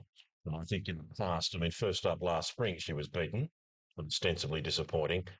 First up in the autumn, she had a very, very soft run of the All Stakes against 6 or 7 others and probably only one other rival. I think reading the body language of Luke Noel and Peter Moody, I wouldn't be too worried. Not on one run, Steve. Not on. I think she's a 2,000 metre horse, though. Is she a Cox Plate horse? Has she proven at that distance? Is that the way you're talking? Like, that she's still a Cox Plate chance or not? Mark, this spring I'm refusing to comment on any horse's ability to run 2,000 metres or not. With that, as we touched on earlier, absolutely. So we So You Think coming back with a bang. The Cox Plate market has certainly changed. Plenty of reassessing here. So You Think $4.20 to defend his crown. Shootout at $7.50. Who Got You 11. Predatory Price a Medal Bend at 12. And then we go to Heart of Dreams. Typhoon Tracy now 21. And more Joyous, who was very good winning yesterday. She's at $21. That probably just indicates simply why we go to the races. Us horse lovers, to see So You Think come back the way he did first up, but declared it. He was happy with him, and happy he was afterwards as well. Absolutely awesome. Great tactics, I thought, from Michael Rod, Who Got You, to try and be as close as they could without having it to put it under too much pressure. Terrific in defeat as far as I was concerned. Typhoon Tracy, yeah, back to the inside. I wouldn't have been all that disappointed. I think she's got to improve a little bit, and her program suggests that she can. I thought Starthy Katsetas failed in a couple of areas. He covered a little bit of ground. I didn't worry about that. I thought horse and rider both lost concentration at about the 500 when he elected to come back in behind. It's abrasive. I thought momentum to lay into. He's a real good horse to winner, isn't he? Could be the best horse in Australia. First up there after such a long layoff. He's had a wind operation. You can't win a Cox Plate as a 3-year-old and not be a superstar. You know, you just can't do it. You have to be a top horse. Because I think he can hardly breathe. He's had the wind operation. That was a sensational performance. When someone like Stephen Arnold says he's a freak, you've got to listen, because he's a pretty hard bloke to excite. And he even had a bit of emotion there past the post, giving him a bit of a pat. I've never seen that side of Stephen Arnold. So he could be a special racehorse. Well, we know he's a special racehorse, but he could be even better than that. So the next couple of runs are going to be interesting. Look, yeah, Shootout probably just looking for further now. There's no doubt about that. He's had a couple of 1,400 metre runs now. I reckon there's a sleeper there. This Bright Knight, another one of Bart's. He's only won a maiden at Canterbury, but he is a very, very promising stayer. Well, he wouldn't be in Melbourne if Bart didn't have an opinion of him. Yeah. He wouldn't be running in a race like that if he thought he was just a midweeker. So his old horses get beaten probably more often than they win. So he was pretty good there as well. He seemed to travel sweetly. I was just a little disappointed with Typhoon Tracy insofar that the race looked set up for her to do something. And she just was a little lackluster over the last 200 metres, but she's earned... It is Mudra, the third of Shane Templeton's early male specials, joined by Kieran Maher, the trainer. Mudra is super impressive over 1,400 metres, trained on for the 17. Yeah, I don't reckon the distance will worry him. Just he's got a bit of an awkward draw, but we'll leave that up to Craig, and hopefully it's... Her place. The Minerva Rose coming up into her place, and Belsenica and Soul, the stable racing. Mudra jumps away nice and evenly with the field, and away quickly Diggers and Dealers finds the lead early ahead of Apprehend, Nipsius. Soul Diva's moving up on the outside, and Hissing Sid just off them. Pinnacle's going up wider to about 6, but he's caught deep up the hill. A length and a half Triumphant Choice at a nice position just off the speed, followed by the Minerva Rose. Nearly a length away came Belsenica, 2 lengths away is Mudra, who's got in, looks to be about 1 off the rail. Over on the outside, a touch Minerva Rose, and then Triumphant Choice, about 10 from the leader. To Belsenica. Mudra is starting to make some ground on the outside from Muir. They're followed by Snort Martial Law, 3 to Burley Oz, and about 3 lengths to Curdem. 600 left to go. Diggers and Dealers are half in front of Nipsius. 3 lengths away is Pinnacles, a length and a half Hissing Sid. They're followed Soul Diva, Apprehend. Further back, 2 lengths away, Muir going up on the outside of Triumphant Choice, and Belsenica swinging around the turn now. Diggers and Dealers Still by a length in front from Nipsius.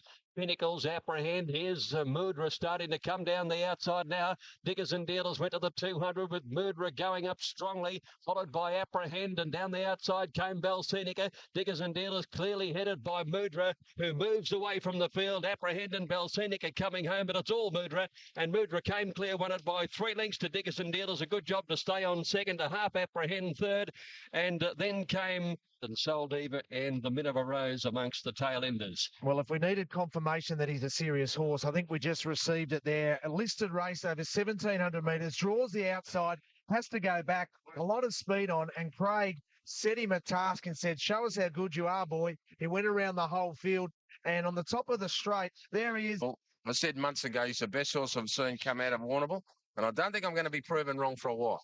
Full credit to you there, Shane. I remember you spruiking this horse back at May Carnival, and I tell you what, this horse is, he's ready for the step up. Well, he's done it at Liston class today, but he's ready for a step up to a better staying race, and he's just got stayer written all over him. Like, that race was run at a genuine clip all the way. Richie, you'd remember this horse from Warrnambool. This was the horse that got a mile out of his ground and flashed home against Tenamu. Look where he is now, big fella. He's on fire, isn't he? I can tell you, Kieran Maher's got a real serious chance. Well, I thought the biggest thing was when Naturalism. Naturalism. Does he go there? He'll go there, the 2,000 metre race, yep. It's another step up. Yesterday, he did run the last 600 about 6 lengths quicker than any other horse in the race, including those who set out the back and made a little ground late. He's got to turn a foot, Steve Budd, in the staying race. Either fast tempo, slow tempo, he can still sprint either way. Look, he looks awesome.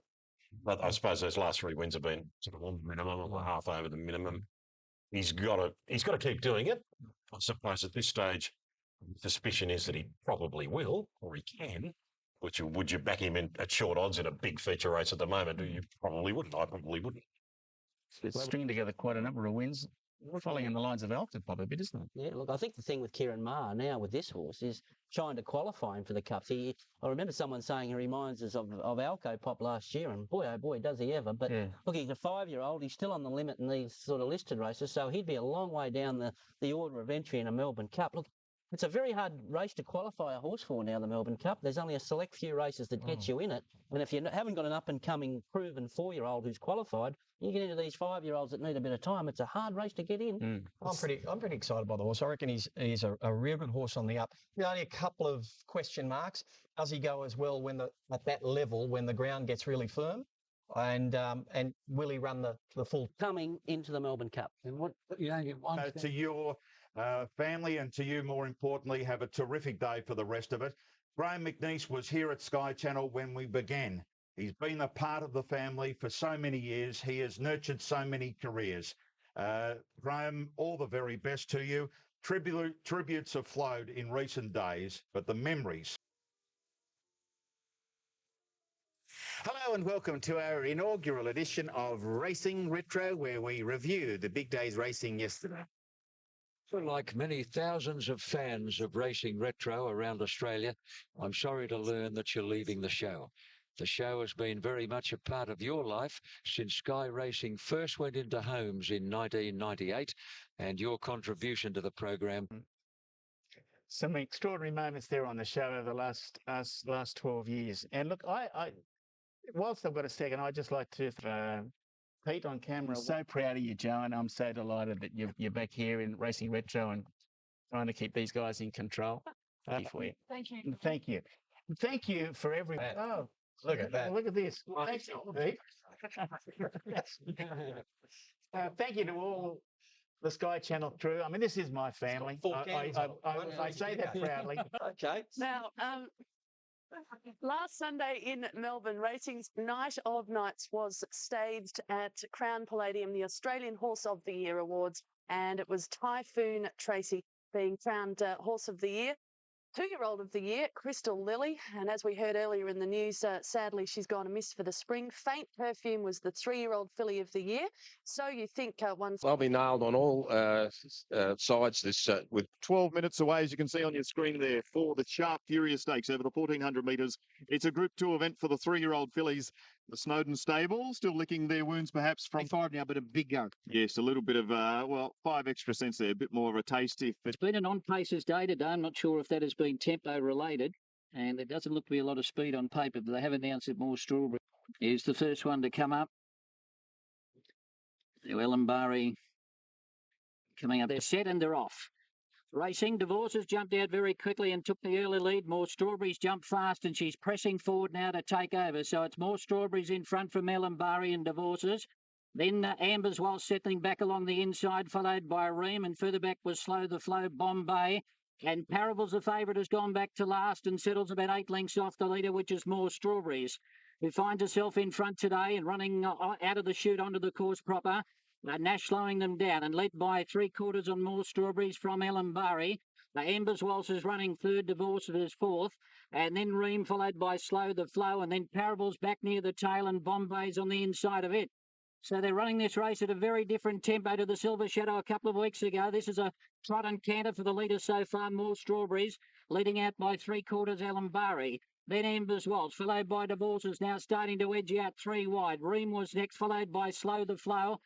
Clark starting to get a little bit anxious now on Parables. He's taken it to the outside and Bombay back last of all, turning for home. And More Strawberry gets a chance today. She's looking it to the outside and Bombay back last of all, turning for home. And More Strawberry gets a chance today. She led the 200. More Strawberries is still in front. Divorces in the centre is chasing it. Parables is gone with about 100 to go. More Strawberries led from Divorces. More Strawberries is clinging on. Divorces will make a lunge late, but More Strawberries looks like it may have just fallen into win. More Strawberries from Divorces, and I'm not sure third. There's a wall of them there. Ream was there with Ellen Barry. Parables followed further back by Slow the Flow, and then Bombay.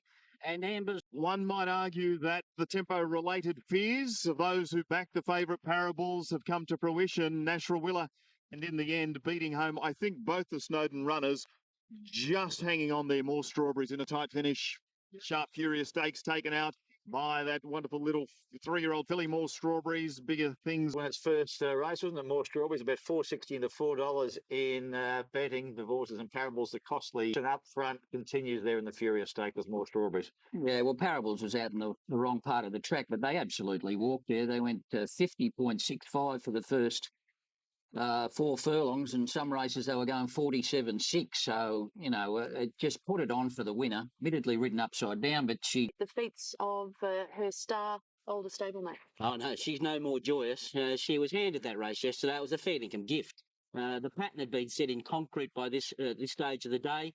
And they handed the lead. There was just no initiative from any other jockey in the race. I understand that most of the runners here were back markers, but they just, at least they read the race, Rawilla, because this filly's been getting back more Joyous, but she took control of this race. And look, like I say, it was an absolute gift. I reckon I saw the VRC Oaks Cornell.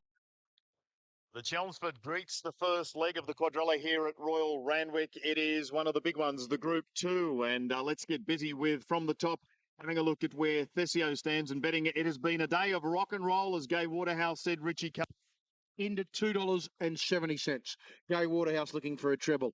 Metal Bender now gets out to $3.30 to $7.50. I can tell you, it's just firmed into $6.50, and the bottom one 51 to $6. Better in the early stages, and that one of the race, great run from Divorces, finishing second, Parables third. This race, the Chelmsford, Thesio, well, he got into 270 at one stage. And Triple Honour began a little bit sluggishly. Schofield's digging him up in the early stages, but he's back second last. Thesio came out well, and Purple showing a lot more speed today. She's right up there with the leader. And in fact, will settle down second. Then Rainbow Styling. Metal Bender sliding along the fence to get up Jude last of all. At the halfway mark, 800 out, and Thesio led them by a length and a half. Rainbow Styling about 2 lengths to Triple Honour. And then the Metal Bender, followed by Purple and No Wine, No Song. Run Finara back on the inside, and then Get Up Jude and Counting Costa. Doesn't look to be getting through the ground all that well. He's back last of all as they're preparing to turn in the Chelmsford, about 500 out. And it's Thesio, the leader, from Rainbow Styling. 2 lengths to Triple Honour. Metal Bender hugging the fence, and then Purple and No Wine, No Song. as they top the rise, and Thessia led up the rise by a length or so, and Metal Bender coming up on the inside, leaders going well. Then Triple on a Rainbow Styling, Purple working into the clear. Thessia in front, 200 to go. Nash sits down to ride him out, holding on at the moment from Metal Bender, who's coming up along the inside. Thessio's in front. He's already won $3 million. Add a little bit more to that today. Thessio goes on to win it, beat Metal Bender and Purple. Then Triple Honour, followed by Get Up Jude. Then Rainbow Styling, Canning Costa, Run for Nara, and last in No Wine, No Song. The heavily backed favourite and sporting bet Market Mover salutes. Number 1, Thessio first. 2, Metal Bender second. The fifth race, which is the first leg of the quadrilla. On your screen there, courtesy of England. On for yesterday for the horse that cost $120,000. Thessio is won, as Mark mentioned there, over $3 million. With a fantastic second up record. He normally runs well first up, Rich, but his second up record. Ground and that he still runs some outstanding races on heavy ground, including the day that even Formicino running down at 1.5 miles, and he was a mudlark, and I know he's gone for 12 months as well. But he had everything go to order there, and he's still got that little bit of dash. The others, Metal Bender, he just kept grinding. Yeah, I thought Purple was the others, Metal Bender, he just kept grinding. Yeah, I thought Purple was the run of the race, was up near the lead early on and then just getting shuffled back on a day where you had to be near the lead. So she still looks pretty great there, the old Braveheart. He's as game as they come, Thessio, and he loves a dogfight. He's tremendous second up, and he's back. Who's to say that he can't get to the Cox Plate this year? And being one of these tough warriors on the speed that can grind him into the ground into a Cox Plate. I love Metal Bender. He hit a flat spot when Thessio quickened there. He just wants further now. He's way on target for a Caulfield Cup. Purple found it too short. Count and Costa found it too short. Of the feature yesterday. Headlines today. Randwick described as a bunker, not a fairway, and a comment from Glenn Schofield yesterday. I don't want to walk the track because I might not come back. That was prior to the first. Very ordinary. Very ordinary. In saying that, we've got a new patch of grass that we're going into for the next couple of meetings, so I think we'll comment on that. But as far as that rail being out there yesterday, it was a dead-set minefield. But obviously they had rain leading into that meet. We'll go through them. Let's take a look at the Tattersalls Club Tramway Handicap over the 1,400 metres. The Group 3, Richie, up the top of the market order at the moment, we've got Neeson for it's been a day where you've got to be up on the pace. So I'm assuming they'll probably run a lot. They're off and racing. Jessica Biel missed the start by 5 or 6, very sluggish at the start. Neeson came out well and recouped the fortune. Fight out of the stalls today, wants to lead, and it'll go to the front and lead from Rebecca and Neeson, and then Herculean Prince, followed by Striker, settling back 5th on the inside, and Cannonball just going past it, followed down the side. He got a little bit fired up, and the jockey's got him under a straight now. Let out from in second spot, Rebecca, who's steering a wider course. Neeson in between that pair third. Then Cannonball and Herculean Prince, Striker next, followed by Sacred Choice. Then Snappy Halo, further back Keeping the Dream and Spinny, Sainthood Innings, and Jessica Biel still about 3 lengths away at the rear of the field. About 4.50 to run, and Recoup the Fortune led. Neeson and neck away second. Then Rebecca, Cannonball behind them, Striker on the fence, and down the outside Herculean Prince. And a couple of lengths to Sacred Choice. Neeson raced up and got the lead. They beat off Recoup to Fortune and then Cannonball. Sacred Choice is running on. Neeson the leader with about 200 to go. Still out by a couple of lengths on Cannonball and Sacred Choice, who are coming after him. Neeson in front with 100 metres to go. He's getting a bit tired, but he's got a too big a break for them. And Neeson will go down to the post to win it. Neeson first, Cannonball second, Herculean Prince third, and then Sacred Choice, followed by Keeping the Dream. At the head of the others next, Sainthood followed 1:26:11, 39:14. Those are the times and margins on your screen for the Tattersalls Club Tramway Handicap, one of our features here. The return of Liston high up in markets for the Caulfield and Melbourne Cups. And he is the tote favourite, clear tote favourite, 3.20 out of the cap. We know he's got the class, but he runs first up on this testing ground. He hasn't seen anything worse than dead. We don't know if he'll handle it. We know. Largo Lad peaked at 16. Goes in there for Michael Rod. Largo Lad, who attracted some support earlier, 16 into 13. He'll be out the back and finishing strong area. It's in the outside, away they go, and he's jumped away nice and evenly with them. Sacred Orders Syndrome begin fast with Nicastro. Sapcore isn't too far away from them, settling into stride, and Largo, who gave the speed about 10 or 12 lengths. Then came Saddler's Story, Test to Jester, and at the end, delayed reaction on the inside of Largo Lad. So Sacred Order's the leader. Jungle Ruler 3/4 away as they approach the turn, and they're 2 lengths Nicastro. Poised to win the rail fourth, 2 lengths away then Syndrome getting away from the fence, and they're followed by Sav Course, Saddle Bari, then Mr. Baritone and Linton peels out to the extreme outside, and Largo Lad got onto his back. Jungle Ruler went for home early in the straight, got up to Sacred Orders. The Castro called on 3 lengths away, and then Syndrome. There's a fair break to Linton. He's giving the speed about 7 or 8 with Largo Lad on the outside. Jungle Ruler the leader. They come to the 200 metres. Is a length and a half. Nicastro, now Linton and Largo Lad. They're coming. Jungle Ruler by 2 with 100 to go. Linton coming home with Nicastro and Largo Lad. Jungle Ruler just in front. Big boy Largo Lad dives at him. Got him. Largo Lad, the last stride, I'd say, beat Jungle Ruler. Linton and Nicastro in a photo for third. Syndrome boxed on. Dadler's Story got home along the rails. And then came Test Boys to win together at the tail. And this big fellow will get the money. He sure will. There's a photo to prove it too. Largo Lad, the big loper down the outside, breaks a long run away from Sam's comments here about Linton and what to expect from him. But they'll be satisfied as well. Largo Lad, they bet 16. Well, that's all up stakes. I should just give you an update. It's been a terrific race for the mares. Lee Freeman winning it 6 times, and he's got Montfleury here. Will carry the colours of Mimi LeBrock, carried to win this race. And around about a half a dozen to get set. Blue capped, no evidence needed.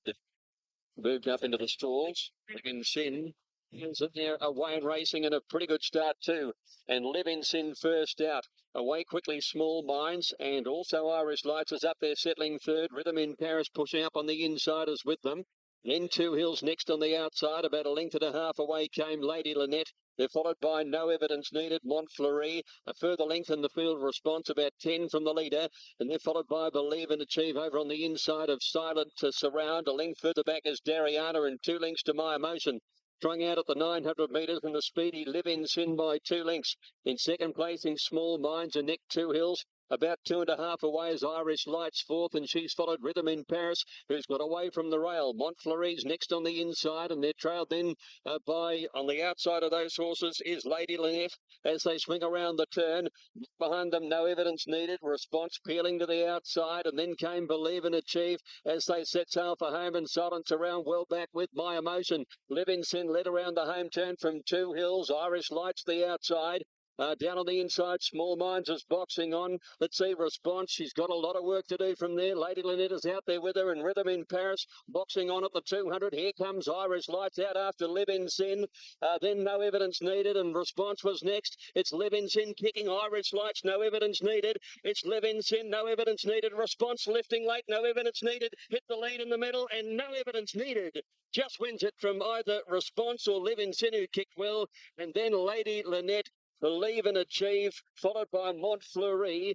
Just behind her then was Irish. She was in the right place, but she didn't go on. Well, a good result here for Nathan Tinkler, and they've had a winner in Sydney, and they went. See if we can chat to him because he's Nathan.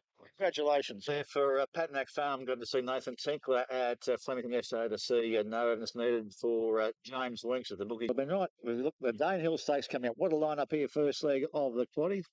Playing the big 6 is about $7,500 left in the pool. Dollar units left in the pool. Great race coming up. Favourite Soul. Here's Greg Miles. 4 of them have been locked into the stalls, and the next one up. Off they go. Columbus began fairly well. Soul alongside of him jumps away well. Innocent Gamble got away nicely from his inside stall. They track up the middle of the course as they settle into stride. Military Rose is up there, and so is Buffering, so they settle down now. Innocent Gamble has the lead, just clear from Military Rose second, Buffering in the blue colours deeper out in third placing. General Truce is just in behind the front runner holding fourth. And they're followed then by Stormburst not far away. Soul about midfield on the outside within striking range. Smoke and Joey is bottled up between horses. Columbus second last, and Rekindled Interest is at the tail of the field. Innocent Gamble has the lead coming to the 400 metres. From Military Rose the outside. General Truce on the far side putting in a run. Buffering is still there. Stormburst held up, has to switch over heels and come through near the inside. Soul is starting to wind up now, and Columbus was out wider. General Truce burst to the front at the 200 from Innocent Gamble. Buffering Military Rose. Here comes Soul down the outside. Buffering raced up now to General Truce. Soul goes with Buffering with 100 to go. These three fight it out. Soul's coming home the better on the outside. Soul takes the lead. Soul beat Buffering a half length, and a neck away General Truce could go for fourth. Close between Rekindled Interest and Smirkin' Joey, and Stormburst not too far away, didn't have the best of runs and hit the line. Innocent Gamble was next, then Military Road. Worked out plan by Daly to target Sol for this race, and if you watch TVN track work, Johnny winning. Go for the big boys. Well, I mean, Paul just saying this is just three very genuine horses. 1, 2, 3 there. Sol, Buffering, and General Truce. A lot of good runs. The only flop, of course, was Love Conquers All, the favourite. Atrial Fibrillation or Choke Down, one or the other. No joy for punters, but Sol. Sorry, we'll get Columbus. I think you were thinking about it. Didn't handle the going. That's right, yeah. But pretty good, Sol. Yeah, no doubt. At the fitness edge, proving down the straight, moves the ground. With the horse you always wanted to be on in the run, travelling very sweetly for Mark Zara. I thought that Smoking Joey, and obviously the horse, very extreme left of pitcher, rekindled interest. Very good. Longer 3-year-old races, they will certainly want more ground. Fring was be good again. People sort of question that he might have just galloped too hard on Tuesday, but he ran a bottling race again. He's typical of the Daly machine winner. He's travelled a long way from home, and he was always going to be the one to beat. I think they both handled the track. I thought Military Road still went pretty good in behind them. Yeah, I think she's not really adept in that sort of ground, is she? I agree with Steve. I like the run of Rekindled Interest, really hitting the line well out wide there. Race, and look, he's got plenty of heart, Sol. Don't worry about that. He's a real winner. I reckon Buffering needs a set of blinkers, although he's had a hard sort of couple of months going through Queensland. But look, he looks tough enough. Geez, one that caught my eye was Rekindled Interest running on late there, and they've come home in 34.7 on a heavy track. And wait till he steps up to the mile. He could be one to follow out of that race. And Smoking Joe. Bobby Lewis, can he do it here with Wagon a Rock? There's only $26.70 left out of $2 million, basically, in the live units on the Big Six. And here's the market. And if 2 or 5 don't win here, Love Conquers All or Doubtful Jack, I'm tipping the whole lot's got a jackpot. Like a larrikin at $7.30. We're going to rock it.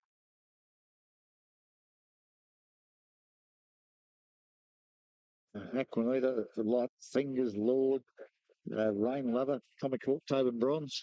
And Love Conquers All, one of the first to bound out of the stalls. Doubtful Jack got away pretty well down towards the inside as well. And the Fuzz was showing a little speed out wider. Life to the Falls just off the pace, settling into stride. And About Ready isn't far away from the leaders. But as they've settled down fully, and Love Conquers All out wide on the course is one of the leaders, with Doubtful Jack closer to the inside. And About Ready is between the two favourites and leaders. Just off them then came Perturbo, not too far away today, with Like a Larrikin in behind them, and Life to the Full right behind the leaders, followed by Sweepstaking Worse in midfield.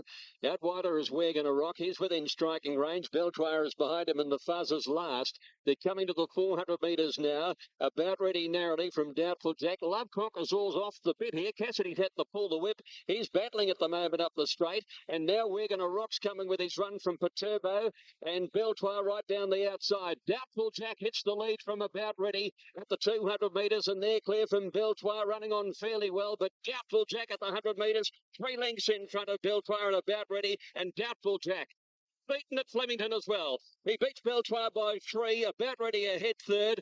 Like a Larrikin and Perturbo in a photo for fourth from Sweepstaking and Life to the Full. Further back is Wagon a Rock, and then came the Fuzz, and Love Conquers All. Ooh, ugly. He was a distant last. Floppo, Love Conquers All. But how good is this bloke going, Doubtful Jack, with the freshen up? When he wins, he spaces them 4.5 lengths, 5.5 lengths, 6.5 lengths. That was winter. Comes back off a freshen up and just ambles up the straight. That was embarrassing, the way that race was run. That wasn't competitive. No. But one thing about him, when he wins by gaps. I don't think he's won by under 3.5 lengths. That was his narrowest winning margin. That was just a race to watch. It was like a jump-out trial. Push the button and away they go the last 300 metres. The only flop, of course, was Love Conquers All, Atrial Fibrillation. That's not to take anything away from the performance of Doubtful Jack and Moody's handling of him. No, certainly not. Been very well placed. I mean, this wasn't an exceptionally strong print lineup. And of course, the Moody has one called Black Caviar, who will come back to the Scalacci. I think what's interesting about this horse, say, going on to a Rupert Clark, in the last couple of years, we've seen on Hoffa, Orange County, through this race, win the Rupert Clark. I mean, It's just got Ruby Clark below this horse. I thought you're going to see a group. Now, they've got a fibrillation. Fair income. Yeah, it's like going down like a local medical centre. They say, "I'll take an aspirin over there's a couple of days off and you'll be right for Monday." Hey, Rodney, I reckon we're the ones that should be taking the aspirin. Yeah, exactly. Keep him off the oats until Monday. He'll be right. He'll back up next Saturday and race well. All right, there.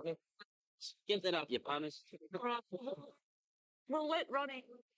Hello, welcome back here to Flemington for the Makybe Diva Stakes. This is the feature race this afternoon, Group 2 level. Many of these combatants about to head off to greater glory. Nothing wrong with winning a Group 2 at Flemington. And nonetheless, mind you, the history of the race says of the past 24 runners in it, only 4, they include Weekend Hustler, Norley, Sky Heights and Marble Halls, have gone on to win another race since. Runyon was able to win the race, was got disqualified, went to Mannerism and didn't win a race after it. Mind you, I think you'll see plenty of these being major spring players. So look at the tote market. It's a wide market for this race. We'll get to Shane for an update shortly from the betting ring. But Vigor leads the market from Dan Lee, who's shorter in New South Wales. No surprise. Shocking continues to drift out to 21. Now, Master O'Reilly, Dan Lee, $3.80 out to $5. So it's still favourite, but an easy one. Rebel Raider, now he drifts again to 226. Vigor's only drifted half a point out to 550, so he remains pretty solid. And then it's gone back out to 7. And Monaco Consul down the bottom, the 8 out to 9. For the day, Claire decided to take it straight to the front of the South Australian Derby. Yeah. So there's some ifs and buts in the race. Racing at the 1600 metres, Dr. Fremantle slow out of the barrier stalls. And Red Ruler Monaco Consul Sterling Prince are the first 3 out. Away fast as Vigor, right on the speed, and Speed Gifted settled down 5th, but he's caught wide and pressing on. There followed 2 lengths, Chartreux, Heart of Dreams is outside, and then Rebel Raider about 8th on the rails. A length and a half then to Dan Lee, who's travelling 3 deep around Shocking, Murray the fence, 1.5 further back, Master O'Reilly, Sailor Gear. They're followed by Dr. Fremantle towards the end. Second last is Zavit, and Delandy brings up the rear. Sterling Prince to leader by a length as they go to the 1,000 metres. Vigor is in second placing. Red Ruler third on the inside. Speed Gifted ahead away.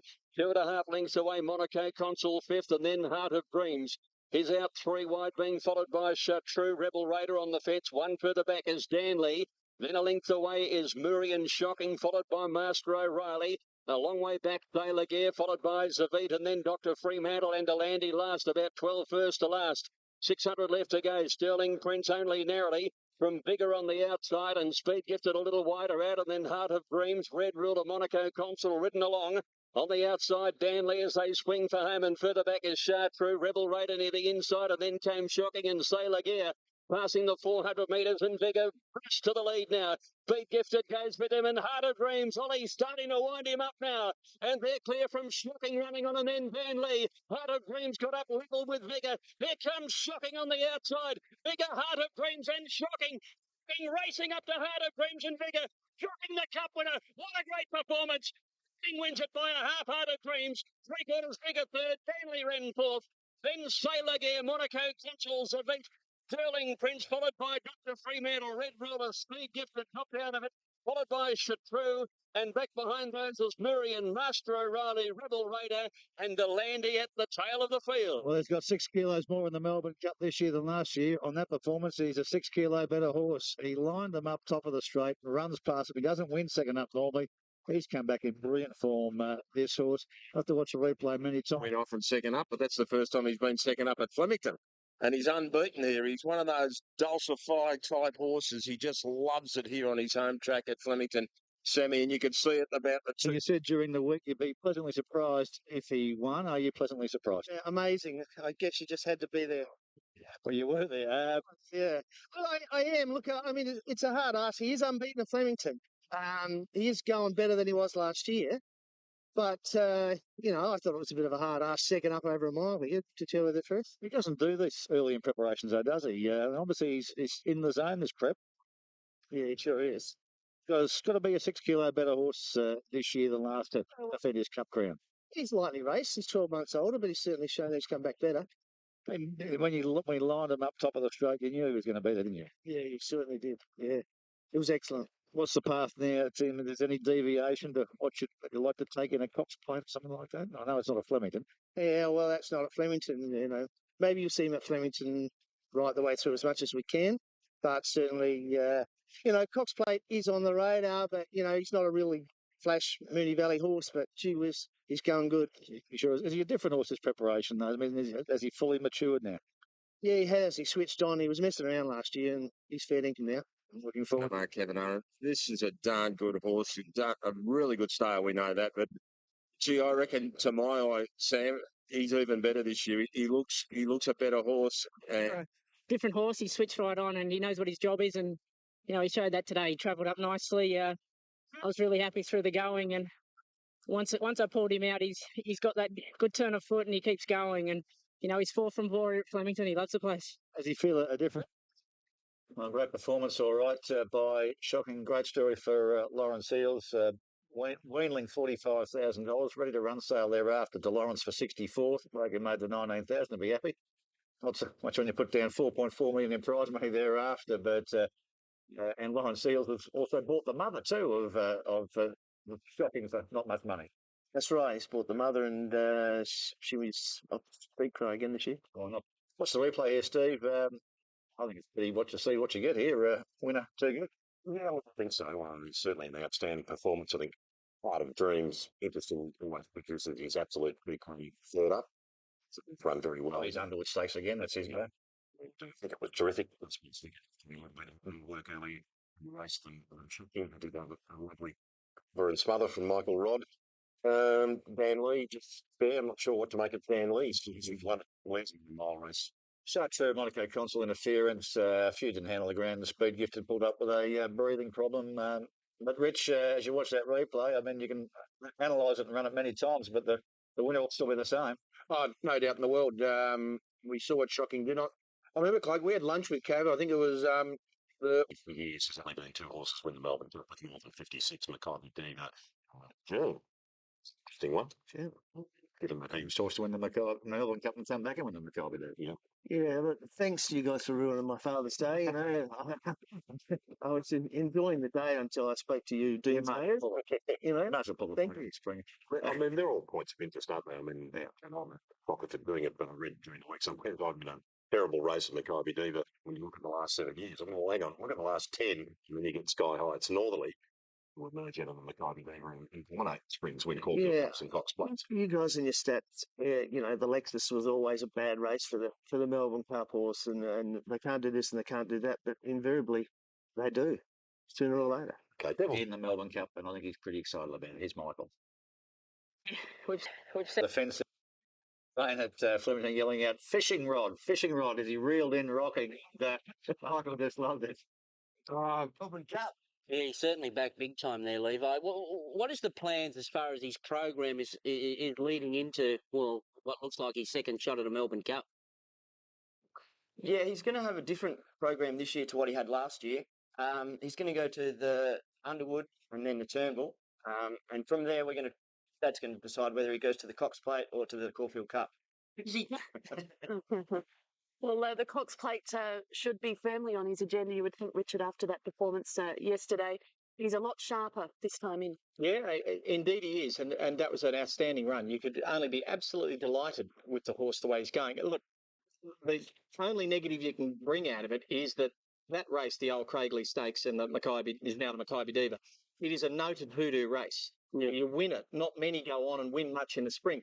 But he might defeat that because he's so good at Flemington. He could probably come back to Flemington and win and win and win because he's undefeated there. So it is shocking because of his record at Flemington. He may be the one who can defeat Hoodoo. Now, before we press on with Levi, have you got anything to say about the beaten brigade in the race? Ron, look, I liked the performance of Vigor. Had to do a little bit of work in the early stages. And, he performed pretty well last year.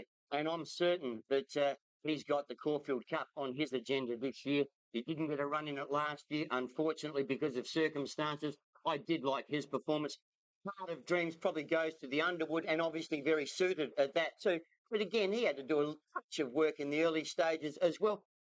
Plate market, Caulfield Cup and the Melbourne Cup markets. Of course, these brought to you by Sporting Bet. Cox Plate, you got Whoever Got Your Mark will see next week, $11 there. That top line there, So You Think Shootout, Whoever Got Your Metal Bender, Typhoon Tracy. Shocking. Terrific lineup for the Cox Plate. How's Herbie? Bibby's in great order. Look at this will be a very similar lineup here to what we're looking forward to. Well, a lot depends on Shootout, so you think, in their campaigns, but it's Mudra or Bart, really, isn't it? Dariana, Faint Perfume, so you think. Shocking to run there. Once for a wild, okay first up. Is abrasive, fair first up. Good. Herculean. And you've got the favourite here in Shocking, Mark, because last year en route you were beaten by Elko Pop. I think it's a forgotten horse. I know I'm a big Elko Pop fan. He beats you fair and square, but in the power, Giro will obviously come on better than he. Or Yeah, well, I mean, look, last year was then and this year's now, but we are still a long way away from the Melbourne Cup. It's still 60 days or something like that, so there's still plenty of time. Things will change a lot, especially when things dry out.